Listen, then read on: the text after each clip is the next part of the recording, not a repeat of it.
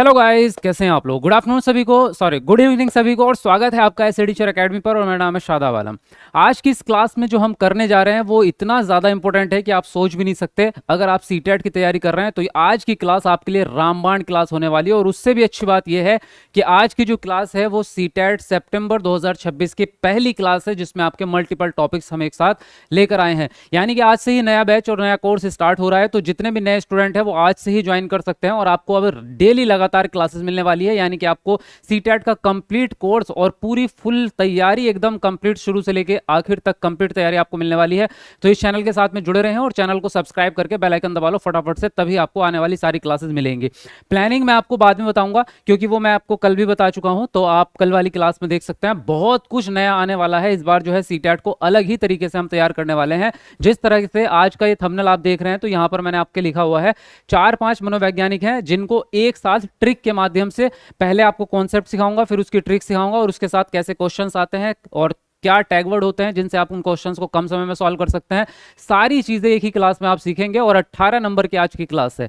आज की सिंगल एक क्लास से 18 नंबर पक्के हो जाएंगे, क्योंकि ये ऐसे टॉपिक हैं आज के, gene पियाजे, Kohlberg, Vygotsky, Harvard gardener, ये ऐसे टॉपिक हैं जो सीटेट में कभी हट ही नहीं सकते। मतलब सीटेट का कोई भी पेपर उठा के देख लो, 2011 से लेकर आज तक का कोई एक सिंगल पेपर भी आपको ऐसा नहीं मिलेगा जिसमें ये चारों मनोवैज्ञानिक ना पूछे गए हों। तो जाहिर है कि बहुत ज़्यादा इंपॉर्टेंट है। और सिर्फ सीडीपी में नहीं, इनके क्वेश्चंस आपके हर सब्जेक्ट की पेडागोजी में आते हैं, चाहे वो ईवीएस पेडागोजी हो, चाहे एसएसटी पेडागोजी हो, चाहे हिंदी पेडागोजी हो, चाहे मैथ पेडागोजी हो। हर सब्जेक्ट की पेडागोजी में इनसे क्वेश्चंस आते हैं, जो कि आपने अगर प्रीवियस पेपर देखे हैं तो आपको जरूर पता होगा। तो टोटल मिला के अगर हम बात करें तो 5 नंबर तो कम से कम जीन पियाजे के मानो, और 5 ही वाइगोत्स्की के, 10 नंबर के तो यही है। और टोटल अगर चारों को बताऊं तो 18 नंबर, कम से कम 18 नंबर ये हर सेट में आपको देखने को मिलते हैं। और आज मैं आपको गारंटी दे रहा हूं, अगर आज की ये क्लास कंप्लीट आपने देख ली तो जिंदगी में दोबारा आपको ये टॉपिक पढ़ने की कभी जरूरत पड़ेगी ही नहीं, क्योंकि इससे बेस्ट एक्सप्लेनेशन और इससे बेस्ट कॉन्सेप्ट और ट्रिक आपको दुनिया के किसी कोने में नहीं मिलेगी। आज की क्लास देखने के बाद ही आपको पता चल जाएगा। और रही बात रिजल्ट की, तो वो तो आप सब जानते हैं, एसए टीचर एकेडमी जिंदाबाद है, जिंदाबाद था, जिंदाबाद रहेगा। एसए टीचर एकेडमी का रिजल्ट का रिकॉर्ड आज तक ना कोई तोड़ पाया है।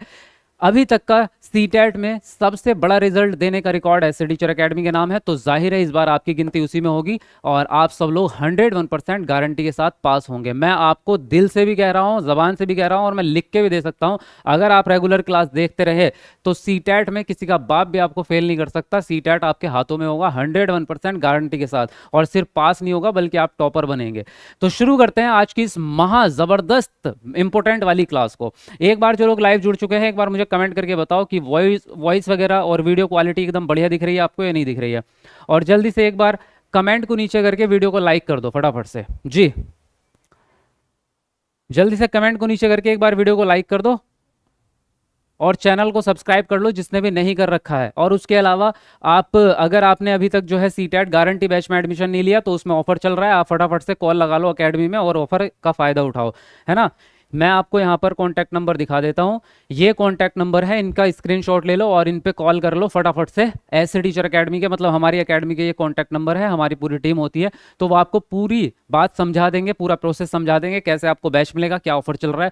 100% गारंटी वाला बैच होता है। इसमें आज तक सिंगल एक बच्चा भी फेल नहीं होता और टॉपर बनते हैं।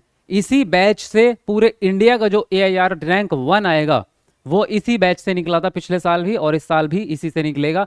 और जाहिर है जो AIR रैंक 1 आएगा उसको कार गिफ्ट में मिलेगी। ये बहुत ज़बरदस्त वाला आपके लिए सरप्राइज है। तो जल्दी से फटाफट से कॉल लगाओ, और अपना लिमिटेड सीट्स हैं तो अपनी सीट बुक कर लेना फटाफट से, ठीक है। चलो आज की इस क्लास को हम करते हैं शुरुआत आज यहाँ से। और इसकी PDF की बात करें तो जो क्लास हमारी चल रही है ये कल भी हुई थी और आगे भी जो भी क्लासेस होंगी, तो उस क्लासेस की जो PDFs होगी वो आपको फ्री में अवेलेबल करा दी जाएगी। कहाँ? इस ऐप पर। एसए टीचर एकेडमी नाम से हमारा ऐप है। इस ऐप को इंस्टॉल कर लीजिए, अपने फ़ोन में डाउनलोड कर लीजिए और अपना फ़ोन नंबर डाल के OTP डाल के लॉगिन कर लो। वहाँ पे एक फ्री PDF का एक फोल्डर मिलेगा, वहाँ पे आपको सारी PDF मिलती रहेंगी, जितनी भी आगे भी क्लासेस होंगी वो सारी चीज़ें आपको यहाँ पर मिलती रहेंगी, ठीक है। तो ये ऐप क्लास के बाद डाउनलोड कर लेना। चलिए शुरू करते हैं आज की क्लास। और सबसे पहले जो हम यहाँ पर पढ़ने वाले हैं वो यही पढ़ेंगे, जीन पियाजे का संज्ञानात्मक विकास का सिद्धांत। तो जीन पियाजे से शुरुआत करेंगे, उसके बाद एक एक करके सारी चीज़ों को समझेंगे। एक बार मैं आपकी कमेंट पे नजर डाल लेता हूँ, किसी की कोई बात तो नहीं है जी। आई पास माई CTET paper 2 after watching your video. देखिए आपके सामने ही पास वाले बच्चे हैं ऑलरेडी, जो हमारी वीडियोस देख के अभी पास हुए हैं।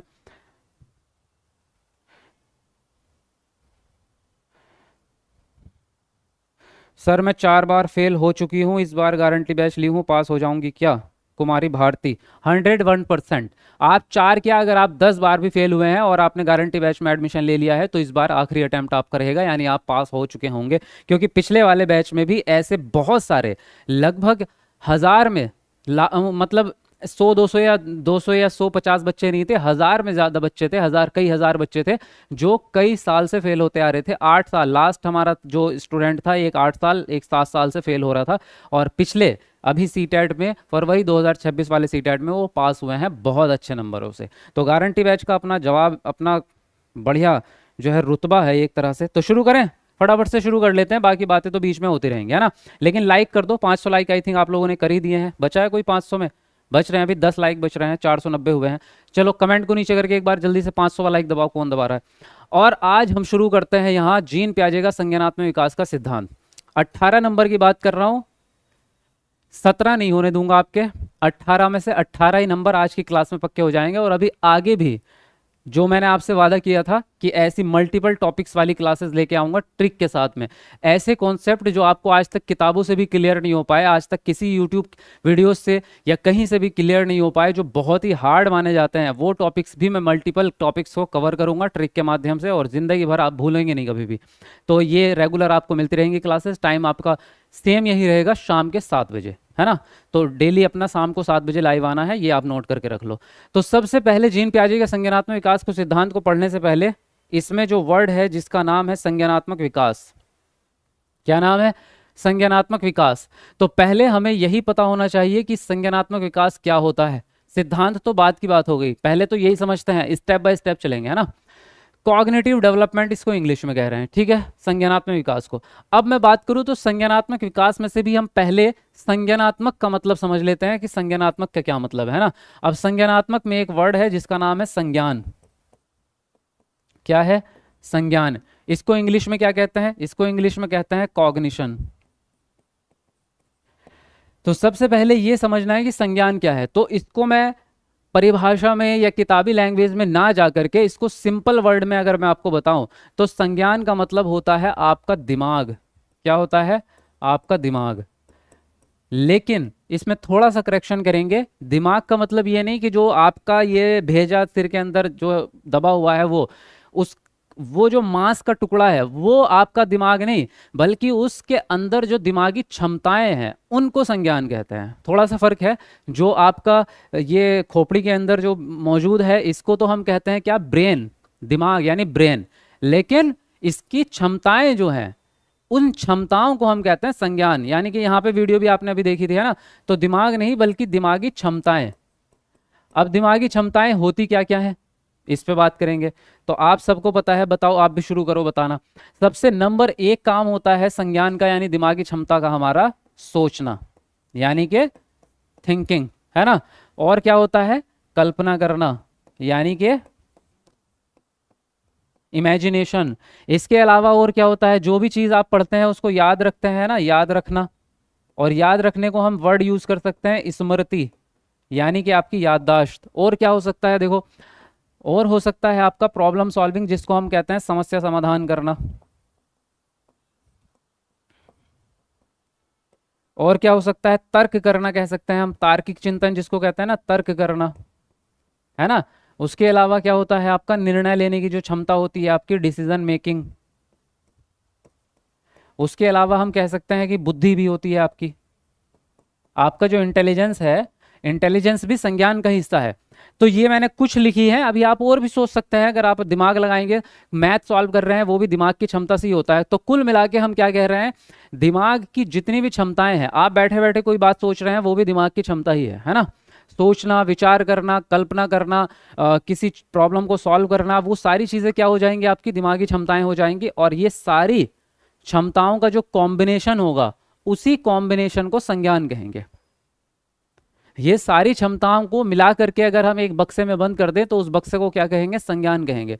तो संज्ञान का मतलब समझ में आया या नहीं? जल्दी एक बार कमेंट में बताओ यस लिख के। हाँ, कमेंट में बातें करने के बजाय कॉन्सेप्ट समझेंगे आप तो ज़्यादा बेहतर रहेगा। बाकी कमेंट तो बाद में मैं आपके सवाल के जवाब दूंगा ही, है ना। तो बेहतर होगा कि पहले आप जो है कॉन्सेप्ट पे ध्यान दें। लाइक भी करते रहो जल्दी जल्दी से, फटाफट से। हम्म। अटेंशन भी, बिल्कुल सही बात बोली है आपने। अटेंशन यानी कि ध्यान देना, है ना। तो अटेंशन को भी हम क्या कहते हैं, ध्यान देना। तो ये भी आपके दिमाग की ही क्षमता है, बिल्कुल। तो ये कॉन्सेप्ट समझ में आ गया। यस आ चुका है आपका, वेरी नाइस। तो ये है कि कॉग्निशन का क्या मतलब हुआ, जितनी भी दिमाग की क्षमताएं हैं वो सारी की सारी कॉग्निशन कहलाएंगी। क्लियर है इतनी बात। अब संज्ञान में जब जुड़ा है संज्ञानात्मक विकास, तो इसका मतलब क्या हुआ कि इन सारी दिमाग की जितनी क्षमताएं हैं इनका विकास करना ही संज्ञानात्मक विकास है।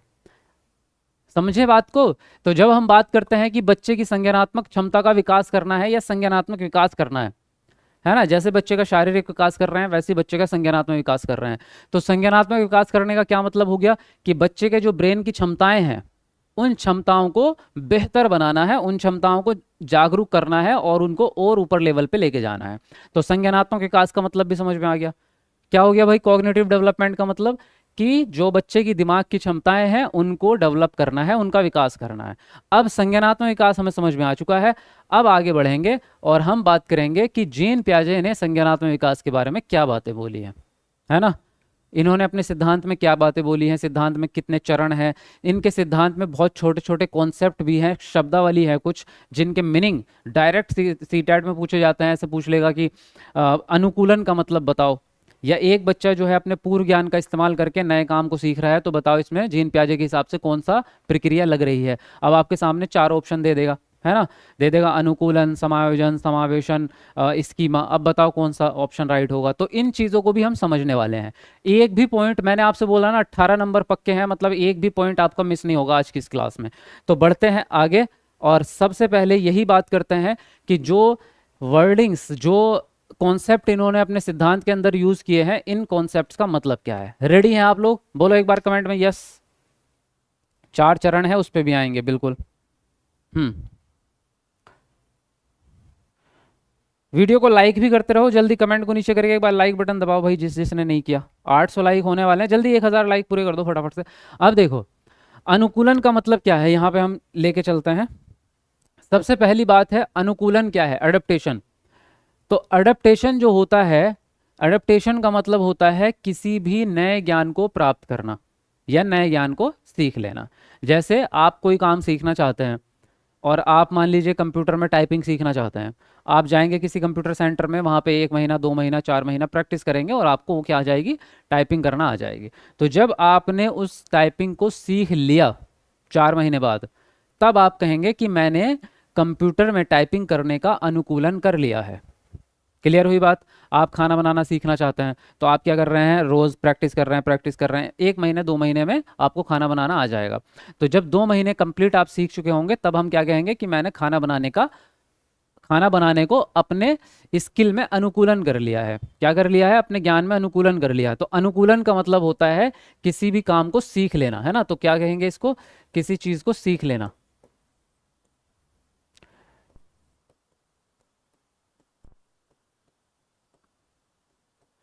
किसी काम को सीख लेना यानी यहाँ पे काम कंप्लीट हो चुका है। ये जो है ये मंजिल है ना, ये मंजिल है आपकी, ये आपने डन कर लिया काम को, यहाँ आपने काम को डन कर लिया। लेकिन इस मंजिल तक पहुंचने के लिए 2 रास्ते हैं, जीन पियाजे ने 2 रास्ते दिए हैं और वो 2 रास्ते कौन से हैं, ये हैं वो 2 रास्ते। एक तो समायोजन है, एक समावेशन है। ये जो है ये मंजिल है, ये 2 रास्ते हैं। यहाँ आप काम सीख चुके हैं, यहाँ काम सीखेंगे आप, है ना। अब इन दोनों में क्या फर्क है, समायोजन क्या है और समावेशन क्या है, इस पे बात करते हैं। देखो इन दोनों में क्या फर्क है। जब भी हम किसी काम को या नए ज्ञान को प्राप्त करते हैं तो हम हमेशा अपने पिछले ज्ञान का इस्तेमाल करके ही नए ज्ञान को प्राप्त करते हैं। जैसे अभी अभी मैंने आपसे बात करी थी कि हम टाइपिंग करना सीखना चाहते हैं, तो आपको उंगलियां चलानी तो आती है ना, कम से कम इतना तो है। तो आपकी उंगलियां चलाना ही आपका पूर्व ज्ञान हो गया। या फिर आपने कीबोर्ड देखा तो है, कीबोर्ड पे आपके जो लेटर्स बने होते हैं उसको पहचानते हैं, ABFZYQ पहचानते हैं ना आप। अगर उनको पहचानते ही ना होते तो क्या आप टाइपिंग सीख लेते, कभी भी नहीं सीख सकते थे। अगर इन लेटर्स पे चाइनीज अक्षर बने होते तो क्या आप टाइपिंग सीख लेते, नहीं सीखते। तो ये लेटर्स आपको आते हैं, ABCD PYQ ये आते हैं आपको, इसीलिए आपने क्या किया, टाइपिंग सीखी, तो ये जो लेटर्स आपको आते हैं और कंप्यूटर आपने देखा हुआ है, यही आपका पूर्व ज्ञान है। उसी प्रकार से अगर आप कोई बाइक चलाना सीखना चाहते हैं और साइकिल चलाना आपको आता है, तो साइकिल चलाने का जो स्किल है वो काम आएगा बाइक सीखने में, क्योंकि कम से कम बैलेंस करना तो आपको आता ही होगा, पता तो होगा कि कैसे पकड़ते हैं बाइक को, कैसे उस पर बैठते हैं, इतना तो पता ही होगा। तो पूर्व ज्ञान का इस्तेमाल करके नए ज्ञान को सीखते हैं, हमेशा यही प्रोसेस आपका रहेगा। तो जब आप पूर्व ज्ञान का इस्तेमाल करेंगे प्लस नए ज्ञान को आप हासिल कर लेंगे, तो इसको हम कहते हैं समावेशन। क्या कहते हैं? समावेशन, एसिमिलेशन कहते हैं, है ना। ये प्रक्रिया हुई। पहुंचेंगे हम अनुकूलन पे ही इसके बाद भी। जब हमने पूर्व ज्ञान का इस्तेमाल किया, फिर नए ज्ञान को सीखना स्टार्ट किया, जब तक प्रक्रिया चल रही है तब तक एसिमिलेशन कहलाएगा। जब काम को सीख लेंगे, आप डन कर लेंगे, तो उसको हम अनुकूलन कहेंगे। तो एक तो समावेशन हो गया। लेकिन कई बार ऐसा होता है कि कुछ काम हमारी जिंदगी में ऐसे आते हैं जहां पे पिछला ज्ञान काम ही नहीं आता। हुआ है ऐसा, बहुत बार होता है। कुछ काम ऐसे आते हैं, यार इसमें तो कोई दिमाग, मतलब ये तो भाई अलग ही हटके ही हो गया कुछ, है ना। इसमें तो अब मेरा कोई भी स्किल, पुराना स्किल काम ही नहीं आ रहा है ना। जैसे फॉर एग्जांपल मान लीजिए आप इंडिया में रहते हैं, अगर आपको इंग्लिश सीखनी है तो जाहिर सी बात है कि आपको हिंदी आती है, और हिंदी की ट्रांसलेट करके आप इंग्लिश सीख लेते हैं, क्योंकि कुछ लोगों को हिंदी इंग्लिश दोनों आती है इंडिया में। तो जिसको हिंदी इंग्लिश दोनों आती होगी उसके पास आप जाएंगे, अपनी हिंदी लैंग्वेज का इस्तेमाल करके इंग्लिश सीख लेंगे। लेकिन अगर आप चाइना में चले गए और चाइना में किसी को हिंदी आती ही नहीं है, आपको चाइनीज़ नहीं आती और बाकियों को हिंदी नहीं आती, तो आप क्या करेंगे? आप अब आपका जो पूर्व ज्ञान है, जो हिंदी है, क्या आपके काम आएगा? नहीं आएगा। वहाँ पे आपको अब डायरेक्टली चाइनीज़ को चाइनीज़ में ही सीखना पड़ेगा, कोई ट्रांसलेशन का तरीका बचा ही नहीं है। समझ में आ रही बात? तो वहाँ रह करके आप अर्जन के माध्यम से वहीं से वो भाषा सीखेंगे, वहाँ पे पूर्व ज्ञान का कोई काम नहीं रहा। इसी प्रकार से एक और उदाहरण हम लेते हैं। जैसे फॉर एग्जाम्पल हम बचपन में अपने नाना के घर जाते थे, या अपने घर की छत पे भी पुराने ज़माने में जो है गांव में लोग छत पे ही सोते थे, तो हम देखते थे पक्षी उड़ते जाते थे छत के ऊपर से। तो मम्मी ये सिखाती है एक बच्चे को कि भाई जो उड़ सकता है और जिसके पंख होते हैं उसको हम क्या कहते हैं? पक्षी कहते हैं, है ना। जो उड़ सकता है और जिसके पंख होते हैं उसको हम पक्षी कहते हैं। तो अभी ये बात जो है बच्चे ने याद कर ली, बच्चे का ज्ञान बन गया है कि उसको कहेंगे जो उड़ सकता है और उसके पंख भी हैं। लेकिन एक दिन जो है चमगादड़ उड़ के जा रही थी आसमान में, तो बच्चा चिल्लाने लगा, मम्मी पक्षी, मम्मी पक्षी। तो मम्मी ने बोला, बेटा ये पक्षी नहीं है। बच्चा देखे उधर, ये क्या ड्रामा है भाई, वो उड़ रहा है ना, हाँ, उसके पंख भी है ना, हाँ है, तो पक्षी हुआ ना। नहीं बेटा पक्षी नहीं है। मम्मी यार तुमने जिंदगी भर मेरा, मतलब 5 सालों से क्या सिखा रहे थे फिर आप हमें, क्या सिखा रहे थे? तो यहाँ कंफ्यूजन पैदा हो गया, पूर्व ज्ञान काम नहीं आ रहा, और जाहिर है ये बात सत्य भी है। अब मम्मी कह रही वो पक्षी नहीं, वो स्तनधारी है। क्यों? क्योंकि वो अंडे नहीं देता, वो बच्चे देता है। दिमाग खराब। बहुत सारे पॉइंट। तो यहाँ क्या हो गया कि अब पूर्व ज्ञान आपका किसी काम का नहीं रहा, अब नए ज्ञान को नए तरीके से ही सीखना पड़ेगा, है ना। तो क्या हुआ कि पूर्व ज्ञान में या तो बदलाव करना पड़ा या पूर्व ज्ञान को छोड़ना पड़ा। जब पूर्व ज्ञान में बदलाव हो जाए, फिर आपको नया ज्ञान को अलग से याद करना पड़े या सीखना पड़े, तो इस प्रक्रिया को कहते हैं समायोजन, यानी कि अकमेंडेशन। अब एक बार रिवाइज कर लो। समावेशन प्रक्रिया में पूर्व ज्ञान का इस्तेमाल करते हैं और उसकी मदद से नए ज्ञान को आप सीख लेते हैं, ठीक है। समायोजन में पूर्व ज्ञान का इस्तेमाल नहीं हो पाता, उसमें बदलाव करना पड़ जाता है, फिर हम नए ज्ञान को सीखते हैं अलग से। तो पूर्व ज्ञान में बदलाव करके नए ज्ञान को सीख रहे हैं, इसको कहते हैं समायोजन। इन दोनों प्रक्रियाओं से हम नए ज्ञान को तो ज़रूर सीख रहे हैं, चाहे बदलाव हो या ना हो। तो जब हम नए ज्ञान को प्राप्त करके लास्ट स्टेज पे पहुंचते हैं कि अब हमने वो ज्ञान प्राप्त कर लिया, अब हम चीज़ सीख चुके हैं, तो जब आप नए ज्ञान को सीख चुके हैं उसको हम कहते हैं अनुकूलन।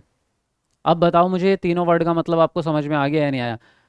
भूलोगे तो नहीं ज़िंदगी भर? अब मुझे नहीं लगता अब आप ज़िंदगी भर भूलने वाले हो। चलो जल्दी कमेंट करके बताओ, कमेंट आपकी मैं पढ़ ही रहा हूँ।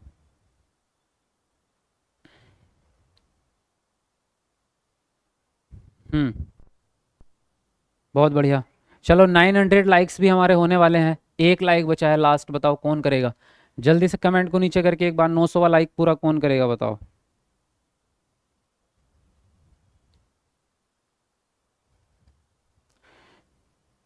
जी,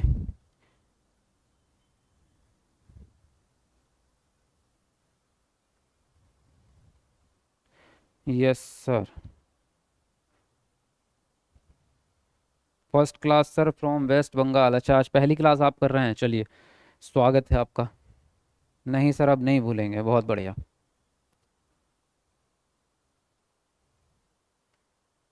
वेरी नाइस। चलो फिर अब हम अगले कॉन्सेप्ट की तरफ बढ़ते हैं। अगला कॉन्सेप्ट क्या है आपका? स्कीमा और स्कीम्स। तो यहाँ पे देखो एक चीज़ है, स्कीमा और स्कीम्स जो है वो सुनने में एक जैसे ही लगते हैं लगभग, लेकिन एक जैसे है नहीं, थोड़े से डिफरेंट है। क्या है स्कीमा का मतलब? एक्चुअल में किताब में अगर आप पढ़ेंगे इसकी लैंग्वेज तो बड़ी टफ होती है कि ऐसे दिमागी विचार जिनका संतुलिनीकरण सामान्यीकरण किया जा सके और वह बच्चा अपने व्यवहार में ला सके, उसको स्कीमा कहते हैं। कन्फ्यूजिंग हो जाता है, मत समझ ही नहीं आता क्या कहना चाह रहे हैं ना। तो किताबी भाषा बहुत टफ होती है इसलिए। और जाहिर है कि आपको यहाँ सीटेट में कोई थ्योरी तो लिखनी नहीं है, कॉन्सेप्ट पता होना चाहिए, तभी आंसर सही कर पाओगे। थ्योरी रट्टा मार लो, पूरी 10 किताबें रट लोगे ना तो कोई फायदा नहीं होगा, क्योंकि वहां पे जो आएगा ना, 4 ऑप्शन जब दिखेंगे तो दिमाग की दही हो जाती है। कॉन्सेप्ट क्लियर होना जरूरी है, ना कि परिभाषा याद करना। कॉन्सेप्ट समझते हैं।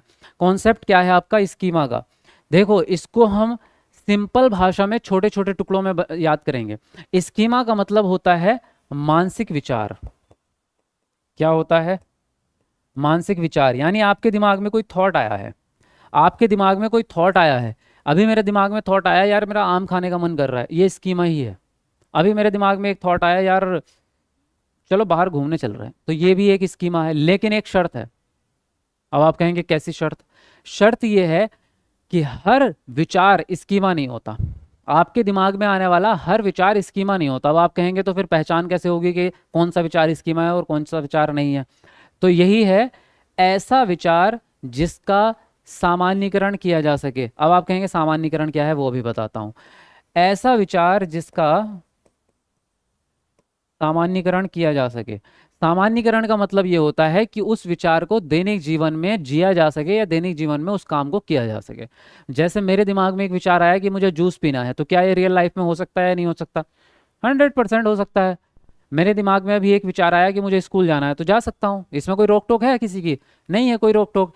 तो ऐसे काम या ऐसे थॉट्स जिसको डेली लाइफ में एग्जीक्यूट किया जा सके वो आपके स्कीमा रहेंगे। लेकिन कई बार हमारे दिमाग में ऐसे विचार आते हैं जो ऊटपटांग होते हैं। जैसे अभी मेरे दिमाग में एक विचार आ जाए कि मैं परी बन जाऊं यार, और मैं आसमान में उड़ता फिरूंगा परी बन के, क्या ये रियल में होगा? नहीं होगा, तो ये ऊटपटांग है ना। अभी आपके दिमाग में विचार आ जाए कि मेरी शादी जो है ना आलिया भट्ट से हो जाए, क्या सच में हो सकती है? नहीं, कोशिश करके देख लो, क्या पता हो भी जाए। लेकिन उसकी शादी पहली हो चुकी है, वो डिवोर्स हो बनेगी तभी होगी। फिलहाल मैं निगेटिव बातें नहीं करते हैं ना, आप किसी और को ढूंढो। तो कहने का मतलब ये है कि ऐसे उटपटांग विचार जिसको रियल लाइफ में एग्जीक्यूट नहीं किया जा सकता, वो आपके स्कीमा नहीं है। अब ऐसा भी नहीं है कि वो काम आपके लिए टफ है तो वो स्कीमा नहीं हो जाएगा। पहले काल्पनिक विचार दिमाग में आते हैं, फिर आप उसको मेहनत करते हैं, उस थॉट्स पे काम करते हैं और रियल लाइफ में उसको कर देते हैं, तो वो स्कीमा है। ऐसे विचार जो हो ही नहीं सकते, जो रियलिटी से कोसों दूर हैं, उनको हम कहेंगे कि स्कीमा नहीं है। अब बात समझ में आ गई कि नहीं है? बोलो। ये केशव जी कह रहे हैं प्रियंका चोपड़ा। केशव जी तुम्हें प्रियंका जी से करनी है? हाँ?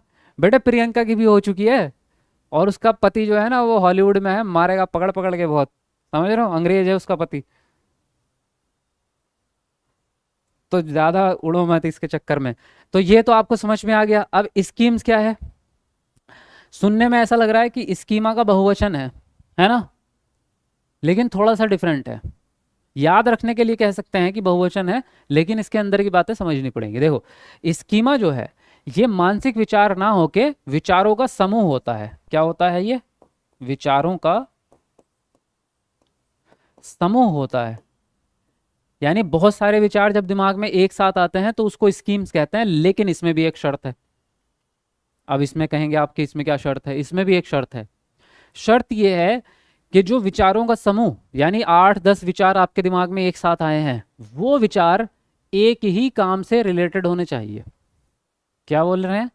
कि जितने विचार आपके दिमाग में आए हैं वो एक ही काम से रिलेटेड होने चाहिए, अलग अलग कामों से रिलेटेड ना हो। जैसे फॉर एग्जाम्पल मेरे दिमाग में एक विचार आया, सुबह सुबह अभी उठे हम और मुझे ऑफिस जाना है, तो हमारे दिमाग में क्या थॉट्स आएगा? सबसे पहले कि अभी मैं उठूंगा, उठने के बाद जो है ब्रश करना है, मुंह धोना है, नहाना है, वॉशरूम जाना है, उसके बाद खाना भी खाना है, फिर कपड़े पहनने हैं, जूते पहनने हैं, मुझे अपना बैग भी पैक करना है ना, और फिर मुझे घर से निकलना है। तो ये क्या हो गया, 8-10 सारे काम हो गए, 8-10 थॉट्स हो गए ये। लेकिन ये सारे के सारे थॉट्स एक ही काम से रिलेटेड है कि मुझे ऑफिस जाना है, या अगर स्कूल जाते हैं तो मुझे स्कूल जाना है।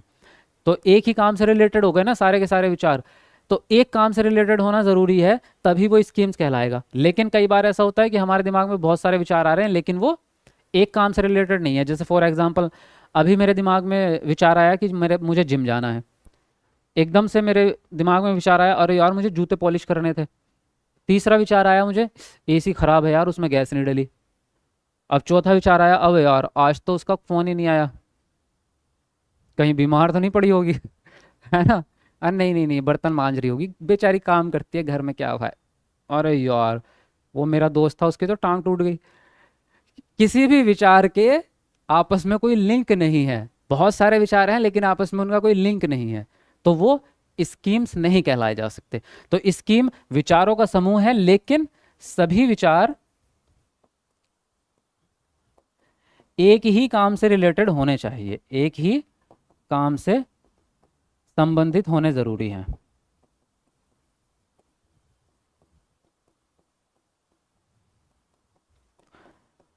अब बोलो ये सारी की सारे 5 के 5 कॉन्सेप्ट आपके क्लियर हो गए या नहीं हो गए? बोलो जल्दी से, फिर आगे बढ़ेंगे। जल्दी बताओ। हम्म।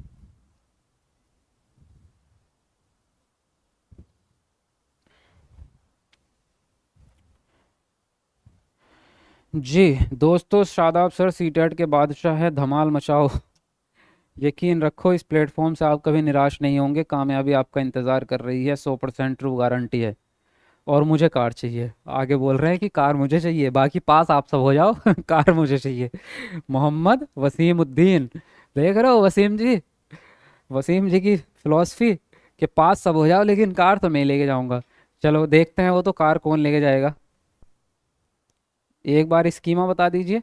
स्कीमा सिंपल सा बात यह है स्कीमा की कि ऐसे विचार, दिमाग में ऐसा थॉट जिसको रियल लाइफ में एग्जीक्यूट किया जा सके, और रियल लाइफ में एग्जीक्यूट करने को ही सामान्यीकरण कहते हैं, तो उसको हम स्कीमा कहते हैं। ठीक है,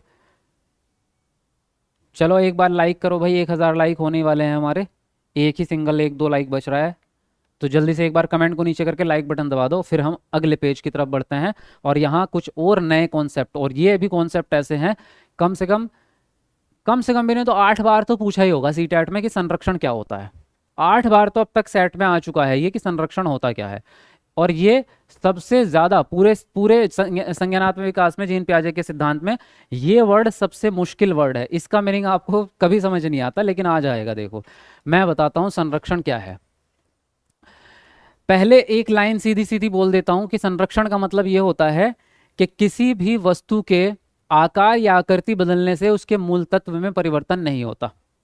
फिर से सुनो, किसी भी वस्तु के आकार या आकृति बदलने से उसके मूल तत्व में परिवर्तन नहीं होता। अगर ये बात आपको पता है इसका मतलब संरक्षण का गुण आ चुका है। अब इसको एग्जाम्पल के थ्रू समझाता हूं। एक कुम्हार होता है, और कुम्हार जो है वो मिट्टी के बर्तन बनाता है, ये आप सबको पता है ना। तो कुम्हार क्या करेगा, जंगल में जाएगा, सूखी मिट्टी उठाएगा, अपने गधे पे रखेगा और घर लेके आएगा। फिर उस मिट्टी को जो है वो बारीक करेगा सुखा के, और फिर उसमें पानी मिलाएगा, उसको जो है गारा बनाएगा, उसका गीली मिट्टी जिसको कहते हैं, तो हमारी भाषा में उसको गारा बोलते हैं। आपके यहाँ क्या बोलते हैं मुझे नहीं पता, बता देना कमेंट में। तो उसको जो है गारा बनाएगा, फिर उसका क्या करेगा, वो एक बर्तन बनाएगा। फॉर एग्जाम्पल उसने बनाई एक कढ़ाई जिसको तगारी बोलते हैं हमारे यहाँ। तो मान लीजिए उसने मिट्टी से क्या बनाया, उसने एक ऐसा बर्तन बनाया उसने, ठीक है, ये बनाया उसने, ठीक है। अब इसको जब वो मार्केट में बेचने गया तो आज के ज़माने में तो स्टील की प्लेट, मतलब वो जो थाली है स्टील की आने लग गई है, उसी में आटा गूंथती है महिलाएं। अब मिट्टी वाले में नहीं करते हैं ना, हमारी मम्मी करती थी मिट्टी वाले में। अब आज के ज़माने में स्टील के बर्तन आता है, उसमें ही आटा मला जाता है, सब गूथा जाता है। तो ये बिका नहीं उसका। तो इसने क्या किया, कुम्हार ने इसको फिर से क्या किया, वापस लेके आया, इसको फोड़ा, और फोड़ने के बाद जो है फिर से इसको सुखा के मिट्टी को बारीक किया, और मिट्टी में फिर पानी मिलाया, फिर से उसको गारा बनाया, कीचड़ बनाया, और फिर उसने दूसरी बार में क्या बना दी, एक सुराही। अब सुराही तो मुझे बनानी भी नहीं आती, लेकिन चलो कोशिश करते हैं कि उसने एक क्या बना दी, है ना, यहाँ इसका मुंह होता है, उसने एक सुराही बना दी। अब जो भी आपको समझ जाना इसको, इसमें क्या होता था सुराही में, मैं आपको बता देता हूँ। इसमें पुराने ज़माने में दारू रखी जाती थी, हाँ लिटरली। वैसे कुछ लोग पानी भी भर लेते हैं, पर बनी ये उस मकसद से थी। तो पुराने ज़माने में गर्मी के मौसम में क्या होता था, उसको ठंडा रखने के लिए इसके अंदर रखते थे, मिट्टी के बर्तन में। लेकिन आज के ज़माने में तो फ्रीजर्स हैं लोगों के पास। आज के ज़माने में कौन इसका इस्तेमाल कर रहा है? तो उसने इसको क्या किया, इसने उसने इसको फिर से तोड़ा, और तोड़ने के बाद जो है इसने फिर से उसकी मिट्टी बनाई, और मिट्टी बनाने के बाद इस बार फिर पानी मिलाया, कीचड़ बनाया, फिर उसे दूसरी बार उसने, तीसरी बार क्या बनाया, एक गुल्लक बना दी उसने। क्या बना दी? एक गुल्लक बना दी। अब ये गुल्लक जो है, इसकी डिमांड आज के समय में है। बच्चे लोग जो है आजकल क्या करते हैं, गुल्लक का इस्तेमाल करते हैं अपने पैसे जमा करने के लिए। तो वो गुल्लक मार्केट में बेचने गया, उसकी सारी गुल्लक बिक गई। तो कहानी का तात्पर्य ये था कि उसने एक ही मिट्टी से अलग अलग प्रकार के बर्तन बनाए। लेकिन देखो, इसका आकार आकृति अलग है। यही तो हम कह रहे थे कि आकार और आकृति, आकार आकृति, आकार और आकृति इसका अलग है, इसका अलग है, इसका अलग है, लेकिन एक मूल तत्व है और वो है मिट्टी। के तीनों में कुछ भी नहीं बदला। वो क्या था? मिट्टी नहीं बदली। ये भी मिट्टी से ही बना था, ये भी मिट्टी से बना था, ये भी, और तीनों एक ही मिट्टी हैं, अलग भी नहीं। मिट्टी का आकार बदल रहा है, आकृति बदल रही है, फिर से आकार आकृति बदल रही है, फिर से बदल रही है, लेकिन एक चीज है जो नहीं बदल रही है, और वो है मिट्टी।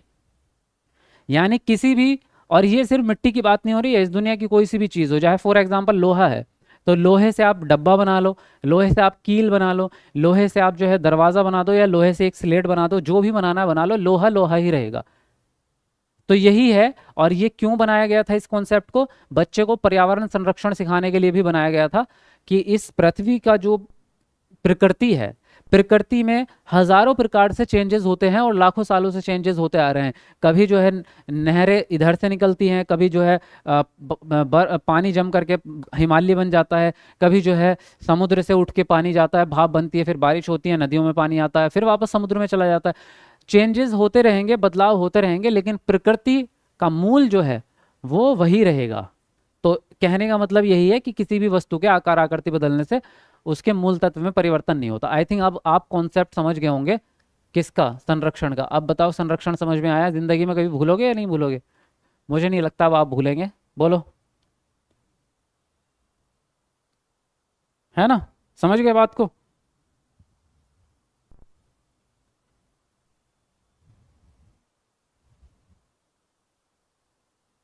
बहुत बढ़िया। चलो, अब हम बात कर रहे हैं अधिसंज्ञान की। अधिसंज्ञान क्या होता है? इसको मिटा दूं मैं? अधिसंज्ञान क्या होता है? सिंपल भाषा में अधिसंज्ञान जो है, इसमें एक वर्ड है संज्ञान, है ना? और संज्ञान का मतलब तो अभी अभी हमने समझा था, आपकी दिमागी क्षमताएं। संज्ञान क्या है? आपकी दिमागी क्षमताएं हैं। अधिसंज्ञान क्या है? अपनी दिमागी क्षमताओं के बारे में समझ। यानी कि आपको ये बात पता होना कि मेरी दिमागी क्षमताएं कैसी हैं। मैं पढ़ाई करता हूं तो मुझे लिख लिख के चीज़ें जल्दी याद होती हैं, या किताब से पढ़ के जल्दी याद होती हैं? मुझे कोई बोल करके पढ़ा दे तब ज़्यादा याद होगी, या मैं पीपीटी देखूं तब ज़्यादा याद होगी? मुझे किस सब्जेक्ट में इंटरेस्ट है? मैथ्स ज़्यादा अच्छा है या इंग्लिश ज़्यादा अच्छी है? मुझे खाने में क्या पसंद है? मैं किसी भी बात को कितने दिन तक याद रख सकता हूँ, और मुझे कितने दिन के बाद उसको रिवाइज करना पड़ेगा? आपको अपनी ही दिमागी क्षमताओं के बारे में नॉलेज होना अधिसंज्ञान कहलाता है। यानी अपनी ही दिमागी क्षमताओं के बारे में पता होना।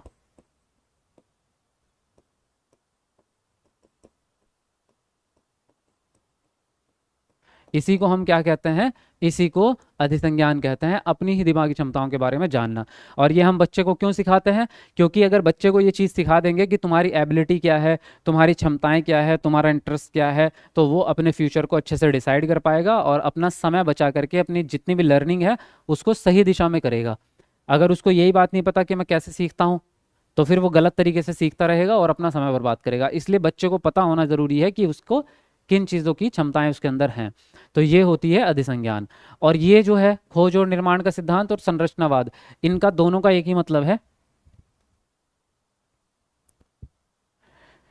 देखिए, इसका मतलब, रचनावाद का जो मतलब होता है सीधा सीधा, इसका मतलब होता है करके सीखना। यानी जब बच्चा किसी काम को करके सीखता है, या लर्निंग को लर्निंग बाय डूइंग से सीखता है, तो उसको संरचनावाद कहा जाता है। और ये जीन प्याजेनी ये पूरी पूरी एजुकेशन में हमारे माना जाता है। इसी सिद्धांत को दिमाग में रखते हुए एक और सिद्धांत, मिनी सिद्धांत कहते हैं, ये जीन पियाजे के संज्ञानात्मक विकास के अंदर एक मिनी सिद्धांत है जिसको हम कहते हैं खोज और निर्माण का सिद्धांत।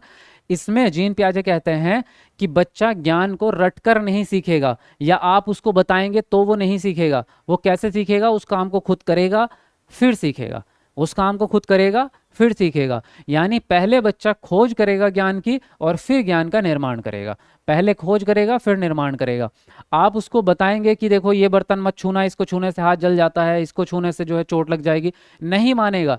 लेकिन जिस दिन उसने कभी गर्म पतीले पे हाथ लगा लिया और तब उसका हाथ जो है एकदम से गर्म लगा उसको, उसके बाद जिंदगी भर नहीं भूलेगा। आप उसके पास लेके जाओगे ना पतीला, वो दूर भाग जाएगा रोते हुए।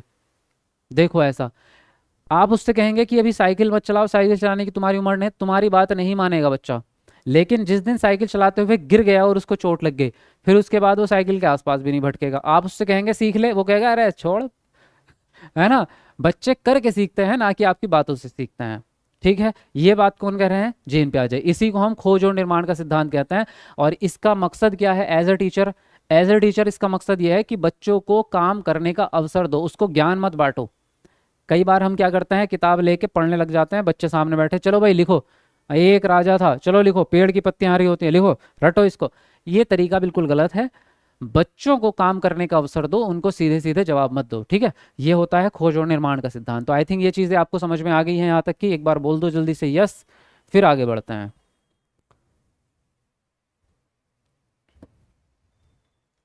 बोलो जल्दी बोलो। गुड इवनिंग सर जी, गुड इवनिंग।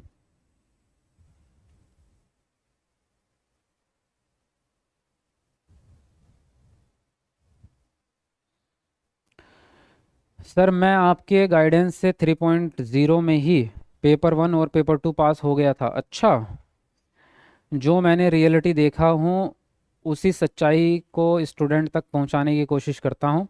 18 साल से टीचिंग कर रहा हूँ। वाओ, आप जैसे हीरे की परख है। अरे sir thank you very much, क्या बोल दिया आपने। मुझे ये बात नहीं पता थी। 18 साल से आप टीचिंग कर रहे हैं तो जाहिर है आप बहुत सीनियर हैं और ऑलरेडी गवर्नमेंट टीचर हैं। तो आपने इतनी बड़ी बात मेरे लिए बोली है तो मेरे लिए फ़ख्र की बात है कि मतलब आपको मेरी टीचिंग पसंद आ गई है। तो फिर मैं अब दिल से धन्यवाद करता हूँ। अब मुझे थोड़ा कॉन्फिडेंस भी मिलेगा कि बाकी बच्चों को भी ज़रूर पसंद आएगी। अगर आप अनुभवी लोगों को मेरी टीचिंग हीरा बोल दिया आपने, इससे बड़ी बात और क्या ही होगी। थैंक यू वेरी मच, बहुत बहुत शुक्रिया।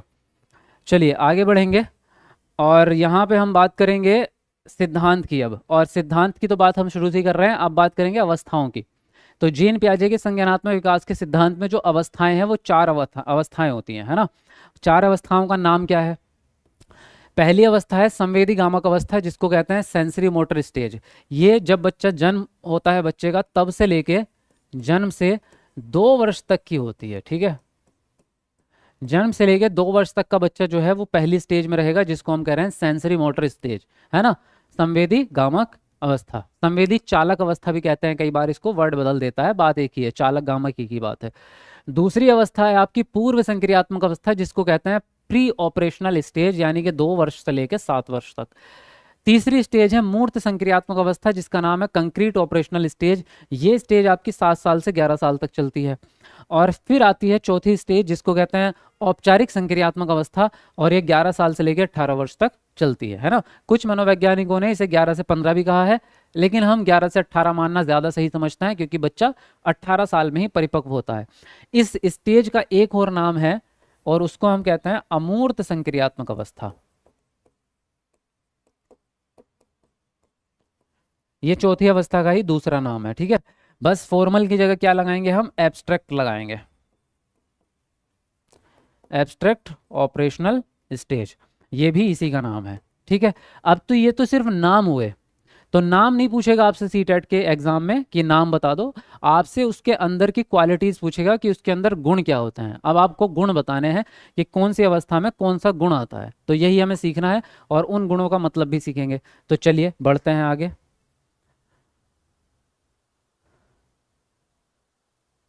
तो पहली अवस्था का गुण, पहली अवस्था क्या है आपकी? संवेदी गामक अवस्था, जिसको कह रहे हैं सेंसरी मोटर स्टेज, जन्म से लेकर 2 वर्ष तक, है ना। इसके क्या क्या गुण है देखो। नंबर 1 गुण आता है इसमें वस्तु स्थायित्व का गुण। अब वस्तु स्थायित्व का गुण क्या होगा भाई?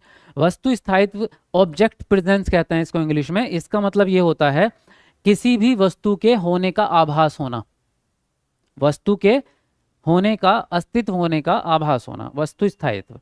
यानी जब बच्चा बहुत छोटा होता है, 3 महीने का, 4 महीने का, 6 महीने का, तो उसके सामने अगर कोई वस्तु रखी है तब तक वो उससे खेलता रहता है ना। चाहे वो कुछ भी रख दो, पेन रख दो उसके सामने, रिमोट रख दो, या उसका कोई खिलौना या पानी की बोतल, वो उससे खेलने लग जाता है। अगर वो वस्तु उसके सामने से आपने हटा दी तो फिर वो उसके लिए खत्म है, उसका अस्तित्व है ही नहीं इस दुनिया में, उसको वो याद ही नहीं रहती, क्योंकि उसका दिमाग उतना डेवलप ही नहीं हुआ है कि वो उस चीज़ को याद रख सके। स्मृति, मेमोरी उतनी डेवलप नहीं हुई है बच्चे की, है ना। तो अगर कोई चीज़ उसके सामने अवेलेबल है तब तक तो उसके लिए है, उसके सामने से आपने हटा दी तो वो उसको भूल जाता है, उसके लिए उसका कोई अस्तित्व नहीं बचा। लेकिन जैसे जैसे वो बड़ा होता है, अब उसके अंदर ये क्वालिटी आनी स्टार्ट हो जाती है। जब बच्चा 16 महीने, 17-18 महीने का होता है, तब उसके अंदर ये क्वालिटी आने लग जाती है कि वो चीज़ों को याद रखने लगता है। अगर उसका कोई खिलौना है, वो खेल रहा है उससे, और आपने उससे लेके वो कहीं छुपा दिया या कहीं दूसरी जगह रख दिया, तो क्या होगा, अब वो उस वस्तु को ढूंढना स्टार्ट करेगा। कभी घर में जाएगा कमरे में, कभी अलमारी में देखेगा, कभी बेड के नीचे, कभी मम्मी के पास जाके रोएगा कि मिल नहीं रहा। तो यानी अब उसको वो चीज़ याद रहने लग गई है। तो जब उसको उस वस्तु के अस्तित्व का आभास हो जाए कि वो है कहीं ना कहीं, आपने छुपा दिया वो, पर है जरूर वो कहीं ना कहीं, उसी गुण को वस्तु स्थायित्व कहते हैं। अब ये वस्तु स्थायित्व का गुण कब आ रहा है, हमने अभी अभी बात करी, लगभग 18 से 24 मंथ की स्टेज में, है ना। तो ये इसी अवस्था में आ जाता है। दूसरा गुण है अनुकरण, यानी इमिटेशन। अनुकरण क्या होता है कि बच्चे जो है वो बड़ों की नकल करते हैं। जैसे अगर घर में कोई बूढ़ी दादी है और वो ऐसे चलती है ना, तो बच्चे भी देखा होगा आपने, छोटे बच्चे उसके पीछे ऐसे ही चलते हैं नकल करते हुए, है ना। तो ऐसा होता है। देखो यहाँ पे भी ये मैं आपको दिखाऊं एक वीडियो, देखो ये वाली वीडियो देखो आप, यहाँ पे उसके डैडी जी खड़े हैं, तो ये बच्चा भी जाके सेम पोस्चर में खड़ा हो रहा है। देखो ये जाएगा और देखो टांगे क्रॉस करके ऐसे ही खड़ा होगा। दिख रहा है आपको साफ साफ या नहीं दिख रहा है। तो ये अनुकरण है, यानी बच्चा जो है वो बड़ों की नकल करता है। अगर जो है बड़े कोई भी काम कर रहे हैं, वो घर में बहुत सारे काम होते हैं। फॉर एग्जाम्पल आपने देखा होगा, अगर पापा जो है वो शेव करते हैं ऐसे क्रीम लगा के, तो बच्चा भी साबुन उठा के अपने मुंह पे साबुन लगा लेता, मैं भी करूंगा, है ना। छोटे बच्चे, मम्मी जो है मेकअप करती है, अपने लिपस्टिक लगाती है, तो बच्चे भी क्या करते हैं, देख के उनकी लिपस्टिक चोरी चोरी से मुंह पे लगा लेते हैं।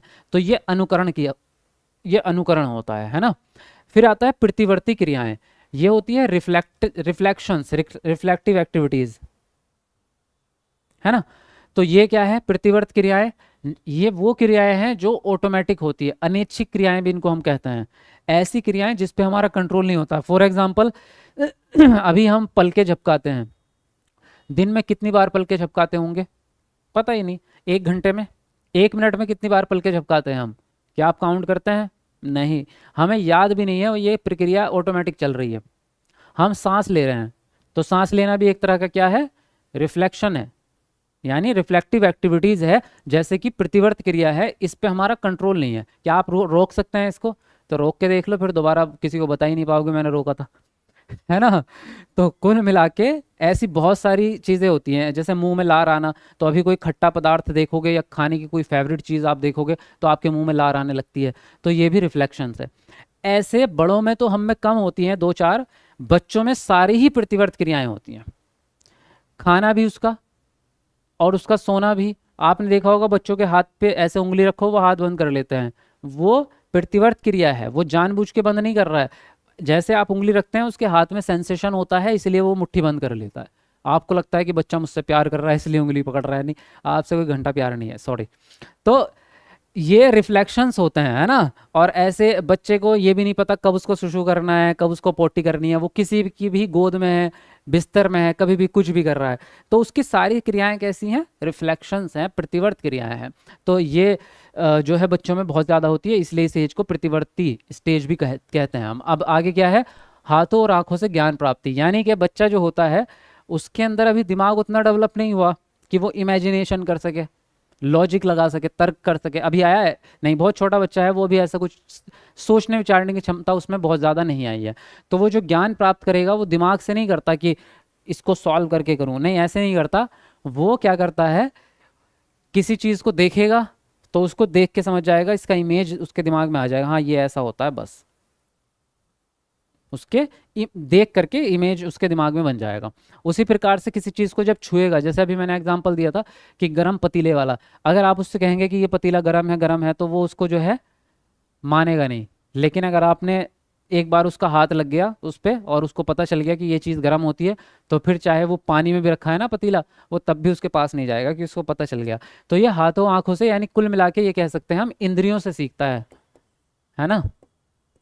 टच से भी सीखता है और चखने से यानी टेस्ट से, जुबान से भी सीखता है। मानसिक चित्रण क्या होता है? किसी भी वस्तु का दिमाग में चित्र बनाना, यानी किसी वस्तु को उसकी आकृति के आधार पर पहचानना, उसकी बनावट के आधार पर पहचानना। तो किसी भी चीज को उसकी बनावट के आधार पर पहचानना। जैसे कि एक बच्चे को बिस्किट आप खिलाते हैं तो बिस्किट गोल गोल होता है, तो बच्चे ने देख लिया ये बिस्किट जो है गोल होता है। अब उसको एक बोतल का ढक्कन दिखा, उसने देखा ये भी गोल है, लाओ जी उठाओ तुरंत मुंह में। पैसों के सिक्के होते हैं, वो देखेगा अरे ये भी खाने की चीज़ है, लाओ तुरंत मुंह में। करता है बच्चा ऐसा? क्यों? क्योंकि वो मैच कर रहा है। इसी को मानसिक चित्रण कहते हैं। अगर बच्चे से आप बोलेंगे कि त्रिकोण क्या होता है, ये ऐसे मतलब ये क्या होता है, तो वो बता पाएगा, उसको नहीं पता क्या होता है। लेकिन इसके जैसी कोई चीज़ दिखाओगे तो वो कहता हाँ ये ऐसी ही चीज़ है। यानी वो उसकी बनावट के आधार पर पहचान सकता है केवल चीज़ों को, उसके गुण उसको नहीं पता होते कि इसके गुण अलग अलग हैं, ये बात उसको नहीं पता होती। तो ये कहलाता है मानसिक चित्रण। अब खिलौने तोड़ना तो क्या ही समझाना इसको, ये तो आपको पता ही है, बच्चे हैं खिलौने तोड़ेंगे है ना, फेंकेंगे भी सब चीज़ें। तो ये पहली अवस्था में इतने सारे गुण आते हैं। लेकिन दिक्कत यहाँ ये नहीं है कि गुणों का मतलब आपको आता है नहीं, दिक्कत यह है कि इनको याद नहीं रख पाते आप, कि पहली स्टेज में आया था अनुकरण या चौथी स्टेज में आया था, भूल जाएंगे आप, है ना। कुछ टाइम के बाद आप भूल जाएंगे। वस्तु स्थायित्व दूसरी स्टेज में आया था या तीसरी में, याद ही नहीं रहा। तो मैं बताता हूँ ना कैसे याद रखेंगे, इसकी सिंपल सी ट्रिक बनाई है मैंने आपको। ट्रिक ट्रिक बनाना तो मेरे लिए बड़ी मज़ेदार चीज़ है। देखो ये रहे आपके सारे गुण, और आपको ये लाइन याद रखनी है, कहानी जैसी है।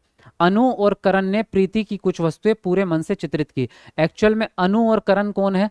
अनु और करण भाई बहन है। ये प्रीति के घर गए हैं, प्रीति दोस्त है इनकी, है ना।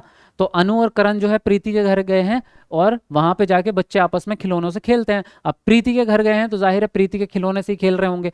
और जब खेलने के बाद वो उसको वापस अलमारी में रखते हैं कि चलो भाई अब 2 घंटे खेल लिए, अब हम अपने घर जा रहे हैं। तो प्रीति ने बोला भाई इसको रखवा तो दो, जो सामान आपने फैलाया है नीचे इसको रखवा तो दो अलमारी में। तो अनु और करण अब खिलौने रख रहे थे, तो अनु और करण ने प्रीति की कुछ वस्तुएं पूरे मन से चित्रित की अलमारी में, परंतु कुछ खिलौने हाथों से तोड़ दिए, रखते रखते गिर गए, उनसे टूट गए। तो एक सिंपल सी लाइन है, अनु और करण ने प्रीति की कुछ वस्तुएं पूरे मन से चित्रित की, परंतु कुछ खिलौने हाथों से तोड़ दिए। अब ये लाइन याद रख लो। तो अनु और करण से तो हो जाएगा तुम्हारा अनुकरण, प्रीति से हो जाएगा तुम्हारा प्रतिवर्त क्रियाएं, है ना। वस्तुओं से हो जाएगा आपका वस्तु स्थायित्व का गुण। मन से चित्रित की यानी कि मानसिक चित्रण,